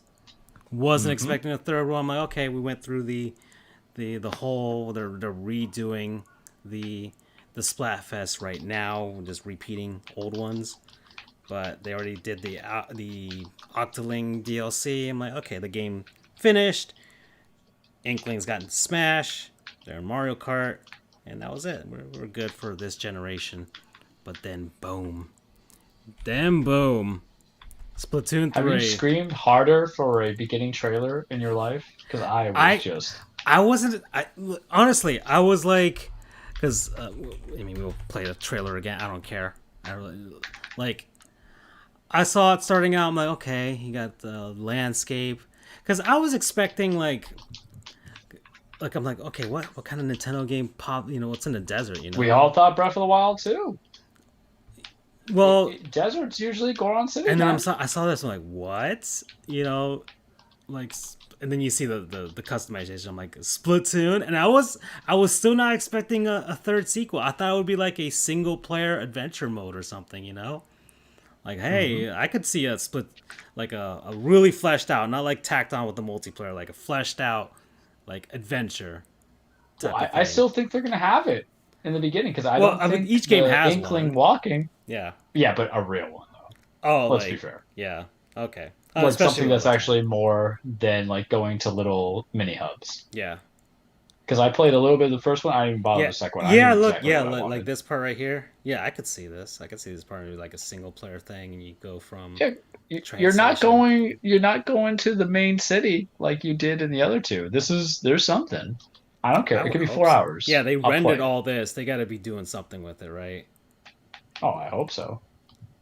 But it's just also so dynamic and different because for anybody who played the Splatoon games, it's basically Neon Tokyo, man. It's just these big little, well, Splatfest is Neon Tokyo, it feels like that, but it's very vibrant and colorful, and it's in a city, it's not populous, and then of course it's near, marinas and stuff like that. Now we're in a wasteland, and I remember like the first one's final Splatfest was kind of like, oh hey, giving the hint of what would lead into the sequel by what you chose. But this one kind of came out of left field because I played the last couple of Splatfests, and they were just kind of redoing. It's like hot dog and ketchup or something like that. They're repeating them just to have them. And now we just have a wasteland? Are we talking about like there's a fall? Is there something bigger than the Octolings and the Inklings as villains? Do we have new villains to go for? We got new weaponry. Yeah. Are we going to get vehicles? I think that would be kind of cool. We're getting a little buddy. You get a Splat skateboard? We're getting a little buddy. What it does, I don't know. Yeah. But I encourage, because it is a premier franchise. It has an esports league. It has a big fan base. I don't know how I passed law school, because when I got the first one, within 3 months, I popped in 150 hours. You and I played it. Mm-hmm. The second one didn't get as much love because I'm an adult, but that's still 70 hours plus a multiplayer. Mm-hmm. So that's a lot for a shooter base, because don't look into the hours. Think about how many rounds played. I know you've surpassed like 200 plus. Oh yeah. Oh no, I've played many rounds. And I'm telling you now, Splatoon 2 is my favorite game on the Switch next to Breath of the Wild. Yeah. And I have a lot of Switch games, and it's still my favorite one besides Breath of the Wild. Yeah, I'm psyched. I really want to know what the buddies do. I don't know if I hope there isn't a battle royale mode. I was talking about it with my other friend. It kind of fits, but I don't need it because Battle Royale's kind of died. It's gone now. It was there for 2 years. I don't see Nintendo. Yeah, that's the thing. That's what's happening right now too. Was Anthem a Battle Royale? Was that what it... No, Anthem was just kind of like that free-for-all make your mech, but it was the Call of Duties, and they had Warzone. But Warzone's populous, but it's more Call of Duty. If it was any other game, I don't think there would be around. Because Battlefield tried and failed. Call of Duty made that into a component of Black Ops 4, but it didn't really get them much anywhere. And then they just decided to make Warzone for free and just do the pay-in. But it wouldn't work for Splatoon either, because if Splatoon's an equivalent, it's more of equivalent to Overwatch. Team-based objectives. Yeah, that's true. Plain and simple. But I think they can have little vehicles. New modes, vehicles. I could see that. Especially if you're utilizing it. So bigger maps? Because...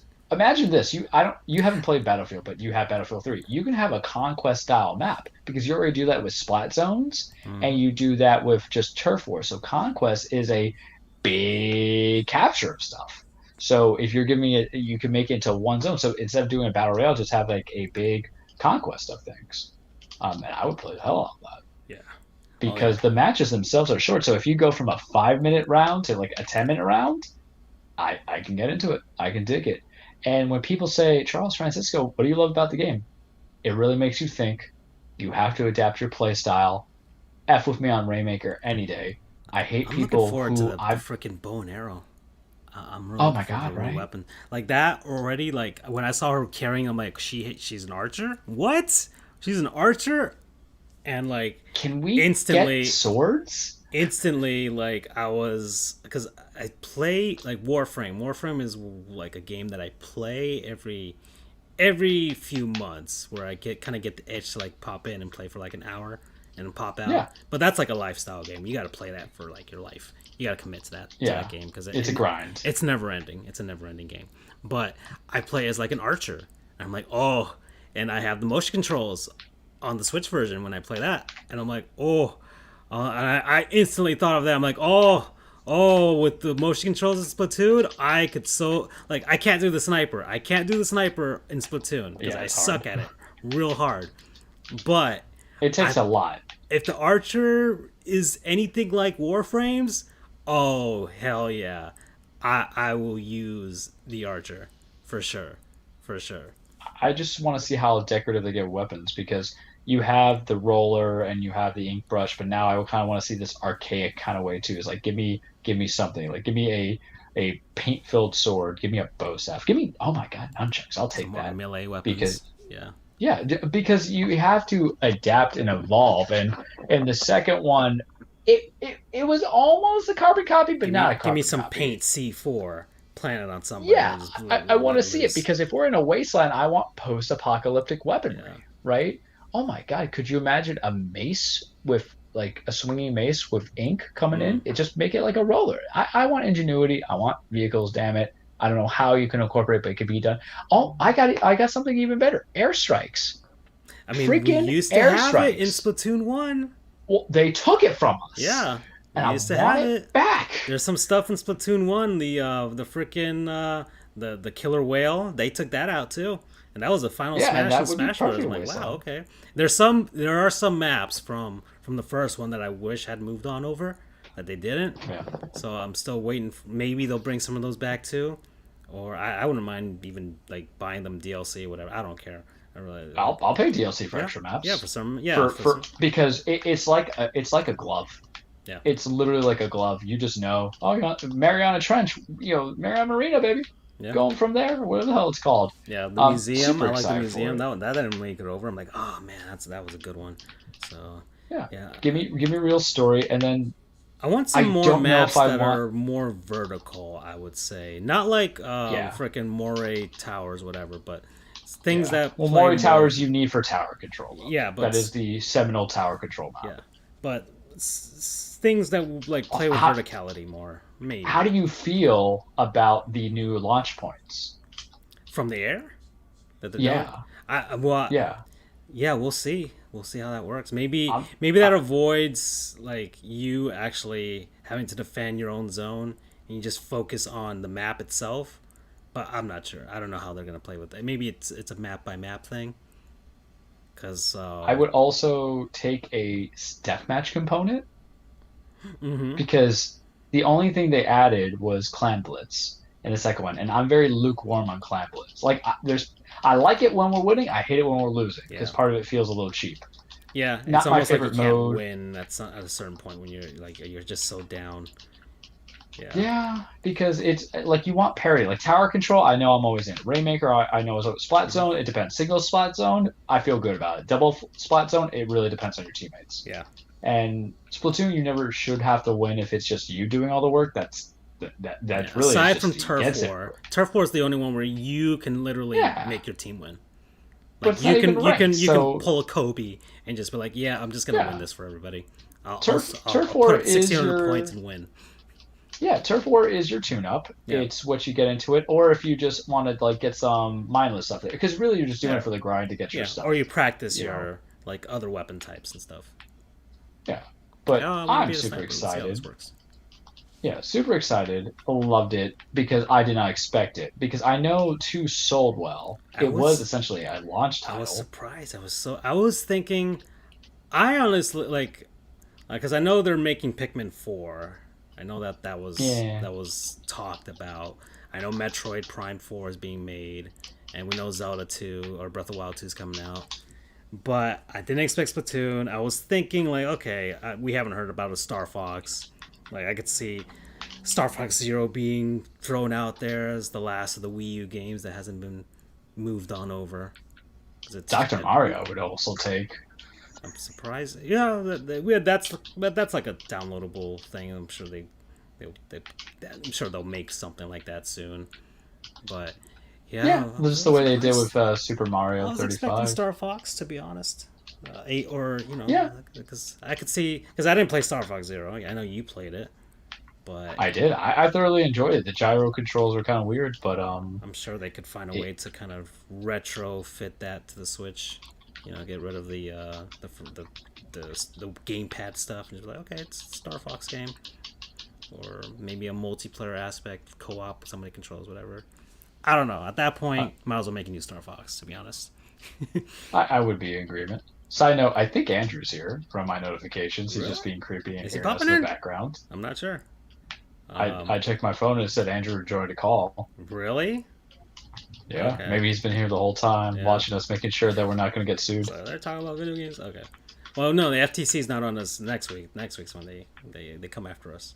So You see, we got the moral mama joining in from us. I don't know if he's here now or he bopped out. He was like, "Oh crap!" Near the end of it. All right. Um, Yeah. So okay, let's wrap it up. So yeah, those are the games, and then Pyra Mithra for Smash, which I was like, yeah, yeah, like okay. they've dropped the ball. They Uh, had so much potential when they first announced the fighter collections, and I have not spent a single dollar. I And the only was one Sephiroth is the only one you got, I think. I didn't even get him. I got Oh, Piranha Plant or Piranha okay. Pete because it was free. Yeah. Like I would get Sephiroth, but I'm not paying $5 for them. Let's. Well, I love Steve. Steve, I've already mained that one. I love that one.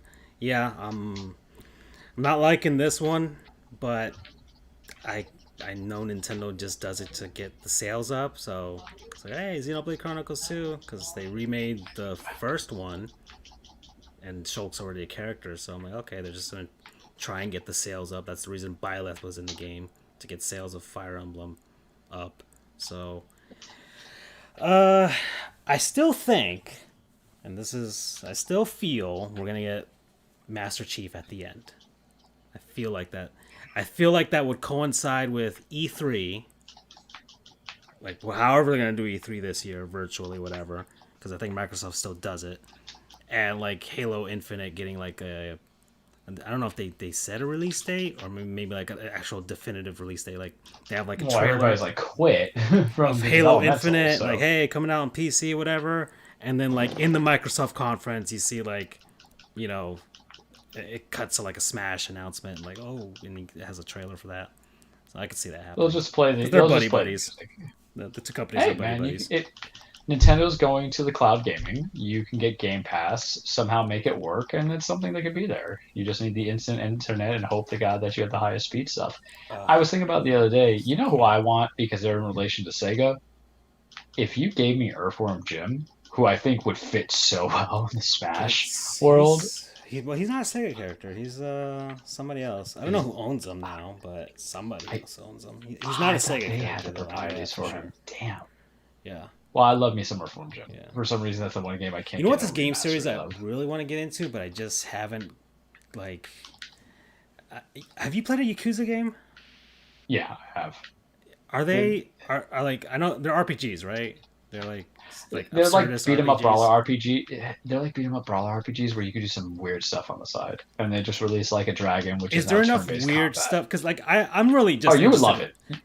You would love it. Like if I'm really interested in like the weird stuff, because if like I see it it's like No More compelling. Heroes type of thing. Like I want some of that weird absurdist stuff.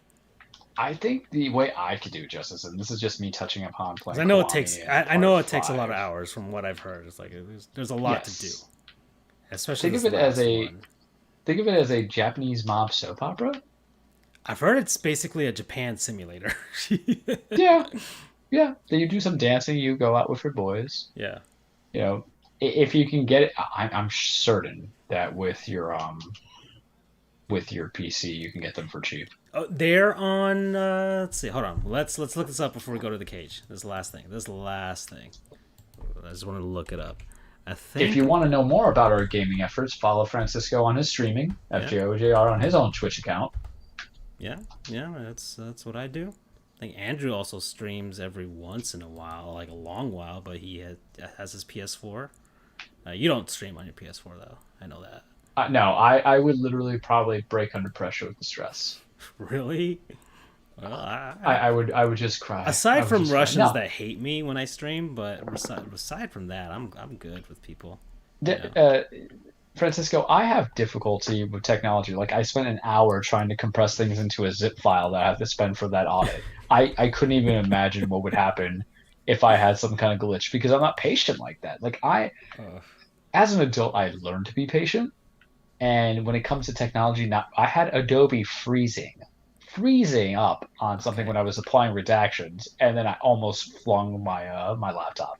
So that's why I couldn't stream. Okay, so they do have Yakuza on freaking just put in a random birth date there on Steam. It's on sale, 33% off. But I think I'll wait for something to be low. Or actually, I know. Okay, no. What is 33% of its price? Let's see. Oh well, only for 3 games in the series: the third, fourth, and fifth one. So I don't know if it's one of those games where you have to play all of them, but I don't know. I think you have to do with Kiwami because Kiwami is like Here's the a remastered yeah, startup. yeah. Kuza Kiwami's on, but it's not part of this pack right here. So I guess they do have most of the games in the series. Yakuza Zero. Okay, so I think most of the games are on PC, and I guess I could watch whatever is missing on YouTube just to get the storyline. Yeah, but that's the thing. There's some games that are cinematic experience, so that's why you just watch them. Sometimes you want that weird, goofy stuff. Like I always want to play like the Persona games, but I don't have 100 hours to give in. And Oh, I I don't hate can't. JRPGs. I don't hate JRPGs. They just I take hate the amount forever. of time in a Yeah, JRPG. that's the thing. That's the only thing that's keeping me away from some of them. It's like I like Tales. I like the Tales series, but I've only played 2 of the games in the series, and I know that I, at this point in my life, cannot do them. I am trying to get through MGS5 right now, and that's not even an RPG. It has some elements sort of like that. You got to build up a lot of stuff now that I've got, but I can't do that. All right. You Uh, can't ruin perfection. all right. Let's go. Let's do it. We've spent Let's do enough it. here. Welcome everybody to your weekly Truplex The Cage with Charles, or is it The Chamber with Charles? Now, full disclosure, and we know wrestling is not fake, Francisco. It is scripted. It is a stage fight, big fight feel. It's a story about men and women being the holy hell of each other, chasing championships, chasing titles, chasing glory, just beating the hell out of people they don't like because they want to make a name for themselves and look at a legacy. Maybe you do a little bit of the finger pointing, going to WrestleMania. That's the shorter bridge of things because I usually would say boys, but Andrew's not here, so it doesn't sound proper. I don't want to call you boy because maybe that sounds a little bit wrong. But Oh gosh. people of the world, we had a pay-per-view this weekend. We had a lot of pay-per-views in the last couple of weeks. I'm kind of like pay-per-view fatigued because I take 3.5 hours of my time to watch these things, or 2.5, depending on who it is. We had Elimination Chamber, and we're going to focus more on that because nothing really going on in the world. Like New Japan, Hiromu Takahashi, he's injured. The Japanese pimp's hurt. I'm very sad. He is your junior heavyweight champion. He was supposed to challenge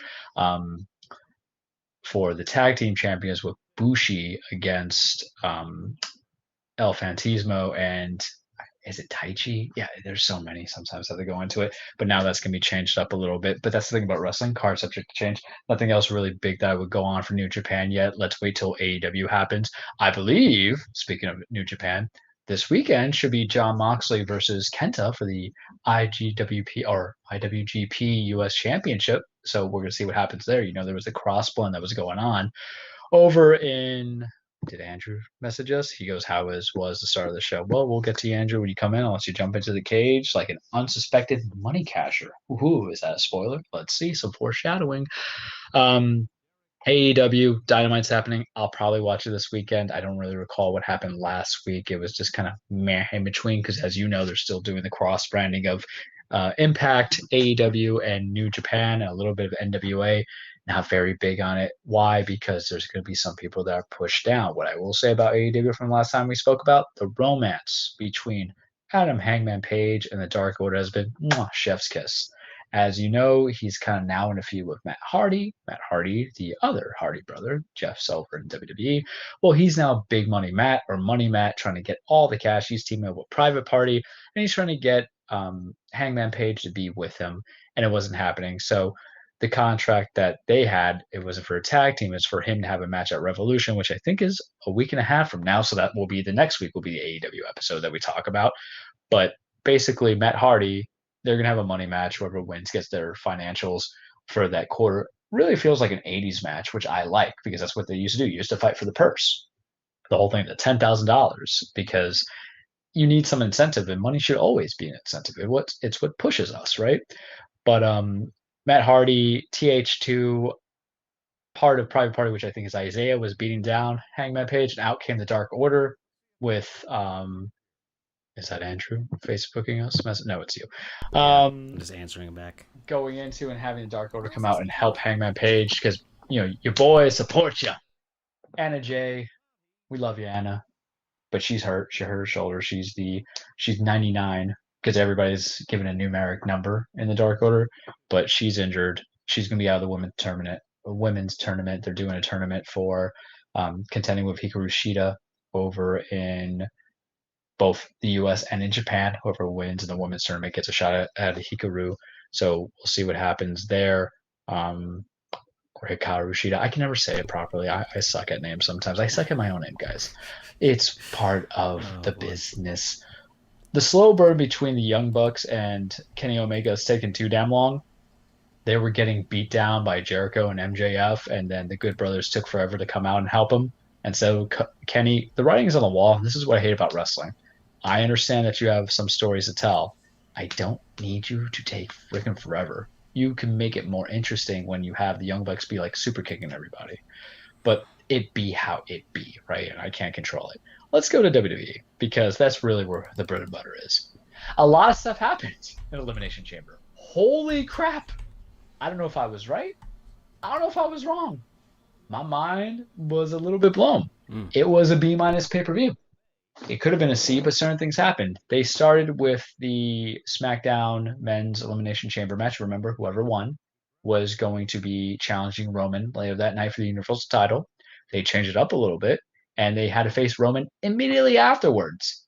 And this was the match I was looking most forward to. And I got to tell you, Francisco, I was big disappointed because for 6 men in a pod where you have all those steel chains and the pods and it called for a recipe of destruction, I would say it was more of a disaster. It was more of a wrestling match.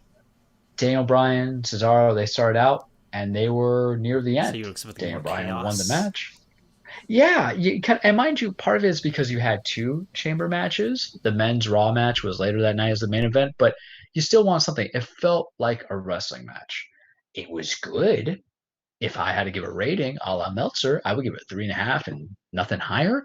But it wasn't really the most compelling. There wasn't any really new feuds that kind of came of it. Baron Corbin was the first eliminated in that one, which was surprising. I wasn't expecting him to be in the finals, but I was still expecting something more to come of it. Jey Uso and Kevin Owens were the only ones that kind of made something of it because they were talking some smack because Jey Uso, I believe, was the last one who got out of the pod. And so you have Owens who's in there just staring him down. And the minute that pod opened, he went to go beat up that. I was like, I love it because you need blood feuds. But it felt more like 6 men technically wrestling. Everybody looked good, but it felt like it was just a little unexceptional. Cesaro looked great, but it was a false push, as I told everybody. And now he's going to go off the feud with Seth, and whether or not it's going to lead to Mania, I don't know. I think it's going to be Bryan and Seth at Mania, and Cesaro's just going to be in a multi-man Intercontinental title match. Hopefully it's a ladder match at Mania. I would like that.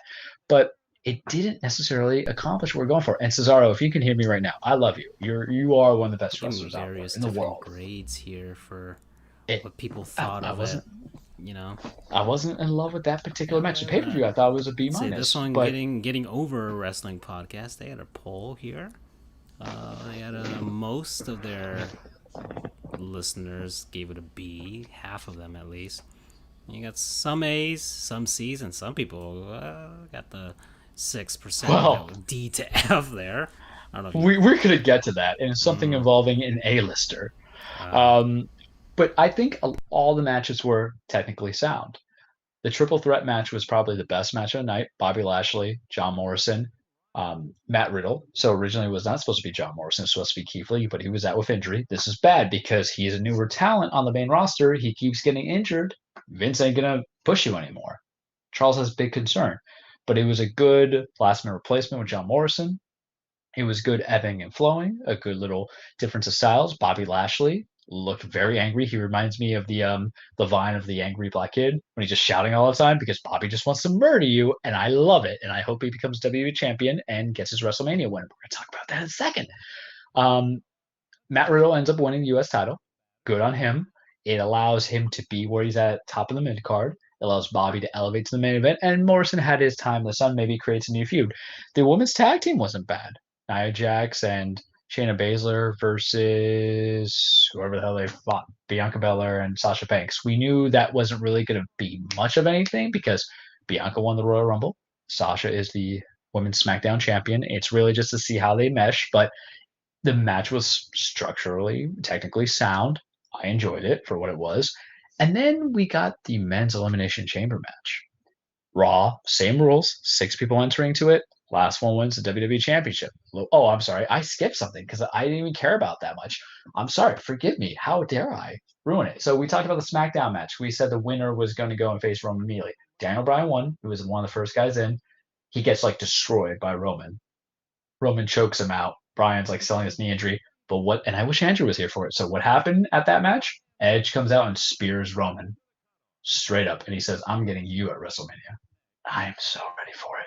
Because the match itself probably might not be good, but the storytelling is going to be chef's kiss. You have 2 guys who are probably same side or different sides of the same coin. They do the spear as a finisher, that's one thing. But they both never lost the titles because Edge had to retire as WWE champ or World Heavyweight Champion. It was a different title back then because of neck injuries. Roman had to vacate his title because of cancer. So now he got the Universal Championship back, but they weren't awarded it. They had to go and get it to a degree. So you can build on that story. Face of the franchise in the present versus face of the franchise in the past. Head of the table, head of the table. And also you can bring in Christian for Edge and Christian and even Kevin Owens to help out Christian, fellow Canadians versus the Bloodline. That is the Usos when Jimmy comes back and Roman Reigns. Big excitement. How dare I forget about it? But it wasn't really a match in my mind. Like it was literally like 3 minutes where Roman just chokes out Daniel Bryan because we know we're going to get that eventually. I don't think Roman loses to Edge. I think it's a bad idea to have that happen for sentimentality to kick in, tug at our heartstrings. I think it's better to have Roman get the ultimate heat by killing Edge and how the crowd really hates him. You got to build that storyline. You got to build it like coal into a fire, into the furnace to have the smoke come out. Men's Elimination Chamber match. Drew McIntyre was defending against Jeff Hardy, AJ Styles, Sheamus, everybody else in between that was kind of there. I don't remember, right? The match itself was very good. I liked it. It ended up with AJ and Drew as the last 2 people there. I thought it was going to be Sheamus and Randy Orton was there, Kofi Kingston. I sent you the can we talk about how funny Kofi is, though, by the way? I would break character. When he's talking about like, look at your thighs. Look at your thighs. You're working out. And what I liked about this chamber match versus the other chamber match. Because if he was insulting him, but it's like he's complimenting him, and it's like, oh my God. It's almost ridiculous. You've been doing them squats. You got a peach going on there. You slithering all. He's like, God damn, you slithered up in here. But what I enjoyed so much about that Raw chamber match was everybody had history with each other. They all had feuded. Sheamus and Jeff Hardy had feuded a couple months back, and they ended in a barroom brawl because they were attacking Jeff's alcoholism in the past and his drug use. You had AJ and Drew who had wrestled each other at the prior TLC in December, and which Drew retained. And Miz had cashed in, but it wasn't really cash in because he wasn't the one that cashed in the briefcase. You had Kofi and Randy who have history. When Kofi was WWE champion, Randy tried to take it from him. Randy took the title off of Drew. It was all good stuff, and they didn't even bring in the Fiend in this one. That's why I was shocked. But it came down to AJ and Drew, and I was like, my buddy texted me. He's like, Charles. I'm like, oh my God, is someone not going to win, or someone not named Drew McIntyre going to win? Because I'm excited because I have not been happy with Drew McIntyre as champion. It has been vanilla. I haven't been into it. The quality of challengers has been so poor, so bad. And I don't like the fact that he's held the title twice within a year span, because what does that say about you as a champion to hold it that amount of time. And then the second run that you have is just even worse. He had to wrestle Goldberg. I'm sorry. That's terrible. But the match ending was great because AJ goes for the phenomenal forearm, which is a springboard flying forearm, and he gets caught with a Claymore kick. And it was beautiful. And I'm like, oh boy, are we going to get something weird happening? Because usually they'll just go straight to the ending. But Drew's going around. He's raising his arm. You're looking like he's going to cry. And I'm like, is Miz going to cash in? Because remember, Miz got the Money in the Bank contract off of Otis from their SummerSlam match, I believe, where Tucker betrayed him. And of course, they did nothing with that. Now Otis is a bad guy. We'll talk about that in the next cage because I want to see how they develop it out. Because there's a difference between I'm frustrated and I want to beat somebody up versus full-blown heel turn. We can't call that exactly. But Bobby Lashley, the man who just lost his U.S. title, comes out, beats the hell out of Drew. Mind you, him and Bobby wrestled each other at it wasn't Extreme Rules, but it was the pay-per-view after that. There's just too many. Was it Backlash? I'm not certain. But they had wrestled and Bobby had lost to Drew. But then Bobby was just so angry, so pissed off, bringing down Drew. And then you heard the Miz music come in and he successfully cashed in the Money in the Bank contract. And I was just like Stone, very hard because it was good. You need that switch up. Almost 12 months Drew held that title. Even if you count the Randy, because when Randy beat him Hell in a Cell, he only had it for about 3 weeks, and then Drew beat him again on a Raw. You have to get new blood in there. And everybody hated Miz winning it. And I loved it because he's a heel. He's supposed to do dastardly things. He was so talking to MVP. Show him talking to MVP about it, about helping him. And I'm like, yes, because you and I both know The Miz is not going to be WWE champion for a year.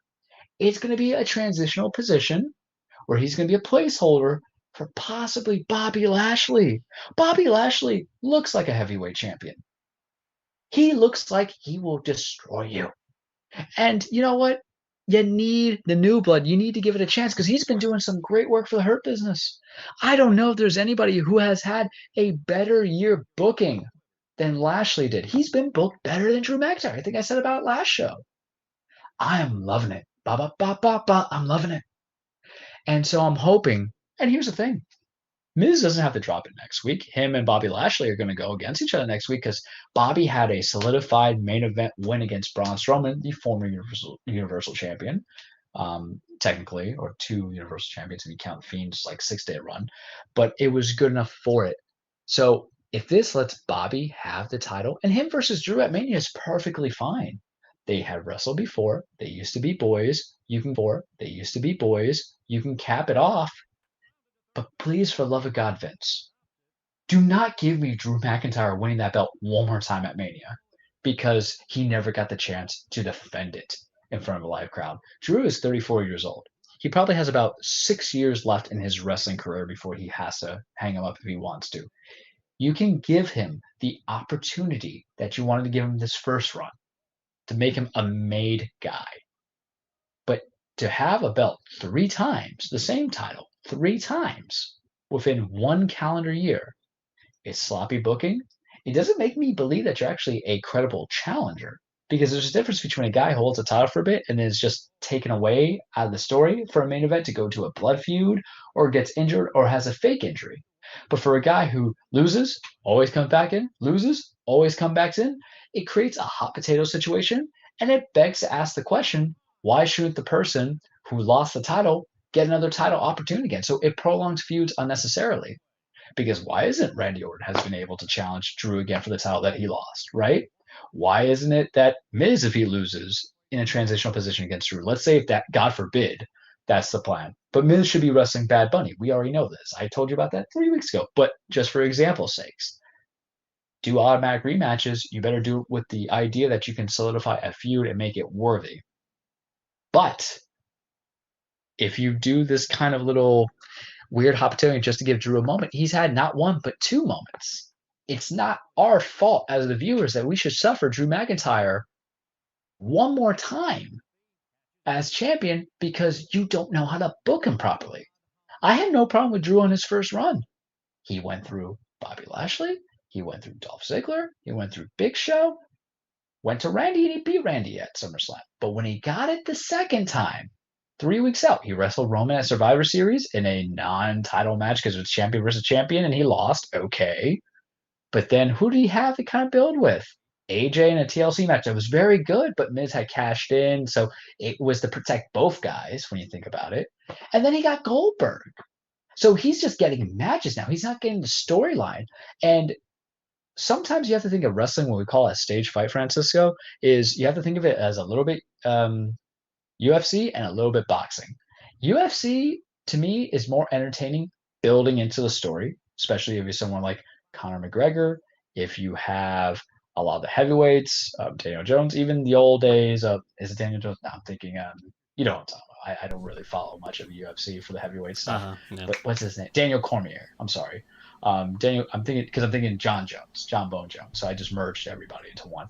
But then when you're looking into boxing doesn't have the talkers. Boxing just has, if you talk about good old olden day boxing, it has the fighters, man. When you're Oscar De La Hoya's, Manny Pacquiao's, Fury Leonard's, Mike Tyson's, all these guys that kind of come into it. So you need it to kind of perform properly. But if the feud kind of goes, the matches could be fine. But if the storytelling is trash, no one's going to want to buy your pay-per-view vibes, right? It ain't going to happen.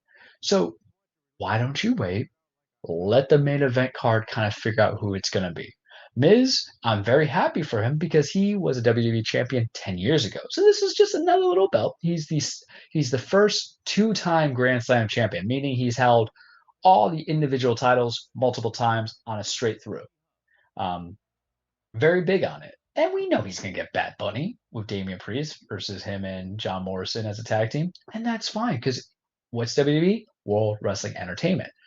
Sometimes it's the W, sometimes it's the E. And I trust Miz enough to actually put on a good match and put people over, like Bad Bunny. I was very sports entertained a couple of years ago when it was Kurt Angle, who is basically retired, and Ronda Rousey versus Triple H and Stephanie McMahon. It should be good. But there are people who are crying for Drew to win it. But why not Bobby? Bring up Bobby Lashley. You look at that man. Why can't you believably see him as a WWE main event heavyweight champion? You got to give it to the new blood. Because if you rotate it, you're going to have the John Cena situation, where Cena's a 16-time champion because you had no one else to do. And if you were a 16-time champion, that means you lost it 16 times, right? That's how I feel about Drew. But I'm excited for the prospect because I woke up, man, and it felt like the day I got out of the bar exam when I woke up Monday, right? When I woke up this Monday, it's the same way I felt about after taking the bar exam. I woke up, this is how Andrew's going to feel tomorrow, and this is how I'm going to end it, bring it all together. I saw this light. I heard birds chirping. I heard music. It's like literally I came out of snow freaking white because Drew McIntyre was no longer my champion. And I'll take it for as many days as I can before he gets it. And I hope he does get it again. Where he's not given just great, I don't know if I can say he gave me great matches, but good matches, but no good feuds. Let him get his opportunity. But let Bobby Lashley get his opportunity. Because that man, he's just basically like Broly. He's just so angry that he just wants to kill everybody. And that's all I got for you this week on the Cage. All right. Okay. A couple things I forgot that we didn't cover. Gottlieb's Goons. Just want to get this one out. Kevin Mather, formerly of the Seattle Mariners. I think he was their team president or whatever. So he said many comments at a Rotary. What the hell is a Rotary Club? I just think of like a rotary phone. I think it's one of those those old man groups. I'm not even sure. I'm not sure what it is. But regardless, he was at one of those. And he said a lot of comments about foreign players, both from Asia and Latin America, Japanese, whatever. And how why don't those darn people learn English, or they suck at English, or they all kinds of things with regards to that. Which is no bueno if you're trying to entice players, especially those foreign players who are highly talented, to come Especially when you have the most famous international baseball player ever to play in the game. Yeah, and with Ichiro. And Ken Griffey Jr. as well. And then who's currently an ambassador to the game now, working for Major League Baseball. You're not going to entice players to go to Seattle, which is one of those places that are notoriously hard to get people to go to, because players have wanted out from Seattle in the past, including your best player of all time in Ken Griffey Jr. he abruptly retired because he just wanted to go home to Florida to live with his family and stuff, and too far away in Seattle.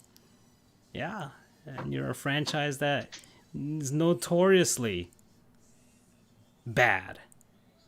So you're a goon. You're a goon, and we'll see. Well, he's gone now. He is gone abruptly, but Mariners have had. Do these guys have no filter, or is the fact that they thought with their privilege that they could just do what they want? I just don't understand how you can work in baseball in 2021 and not I don't know, be slightly more progressive. I mean, gosh darn it, man. Jackie Robinson was back in 1947. You know, Roberto Clemente, he had to deal with people talking about how he spoke English and things like that. But man, it's been years and years now, and yeah, players can get on that. Fellow Hispanics can also get on each other for their English. I've heard players that Latin players that get on each other for the way they speak English, but it's like in a joking way, and of course they're teammates and things like that.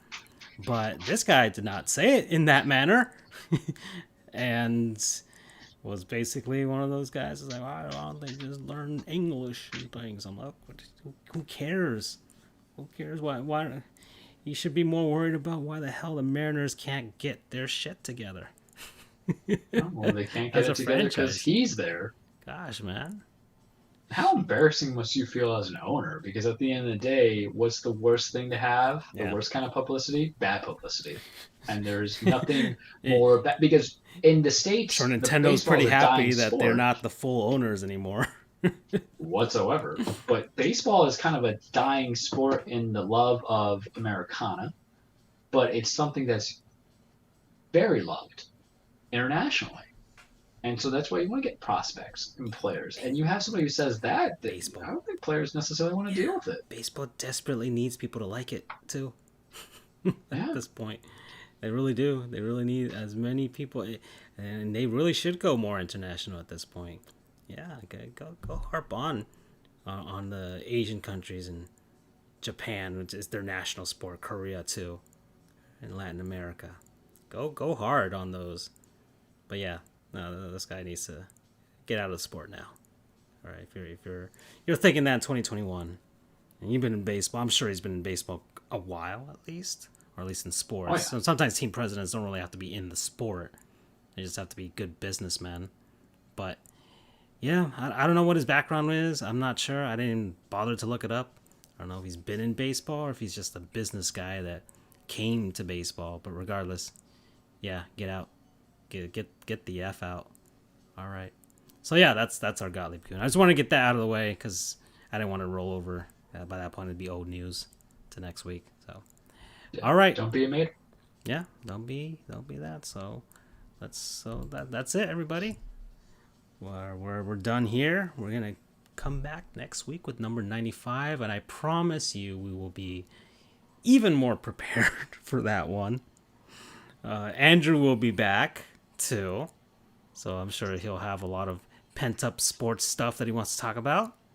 So that'll be good. Will there be less cursing? We don't know, because this man's going to be coming in like the Incredible Hulk. Yeah. Well, not only did he have to endure the bar exam, he had to endure us attacking his namesake. Oh yeah, he'll have something. He'll have something good. So, yeah, that's it, folks. That's all I got. Check us out on everything else, Twitters, and our TikTok does pretty well. Actually, I need to post more on TikTok. I need to get hip with the fellow kids out there. All right. Bye, everybody. Take care.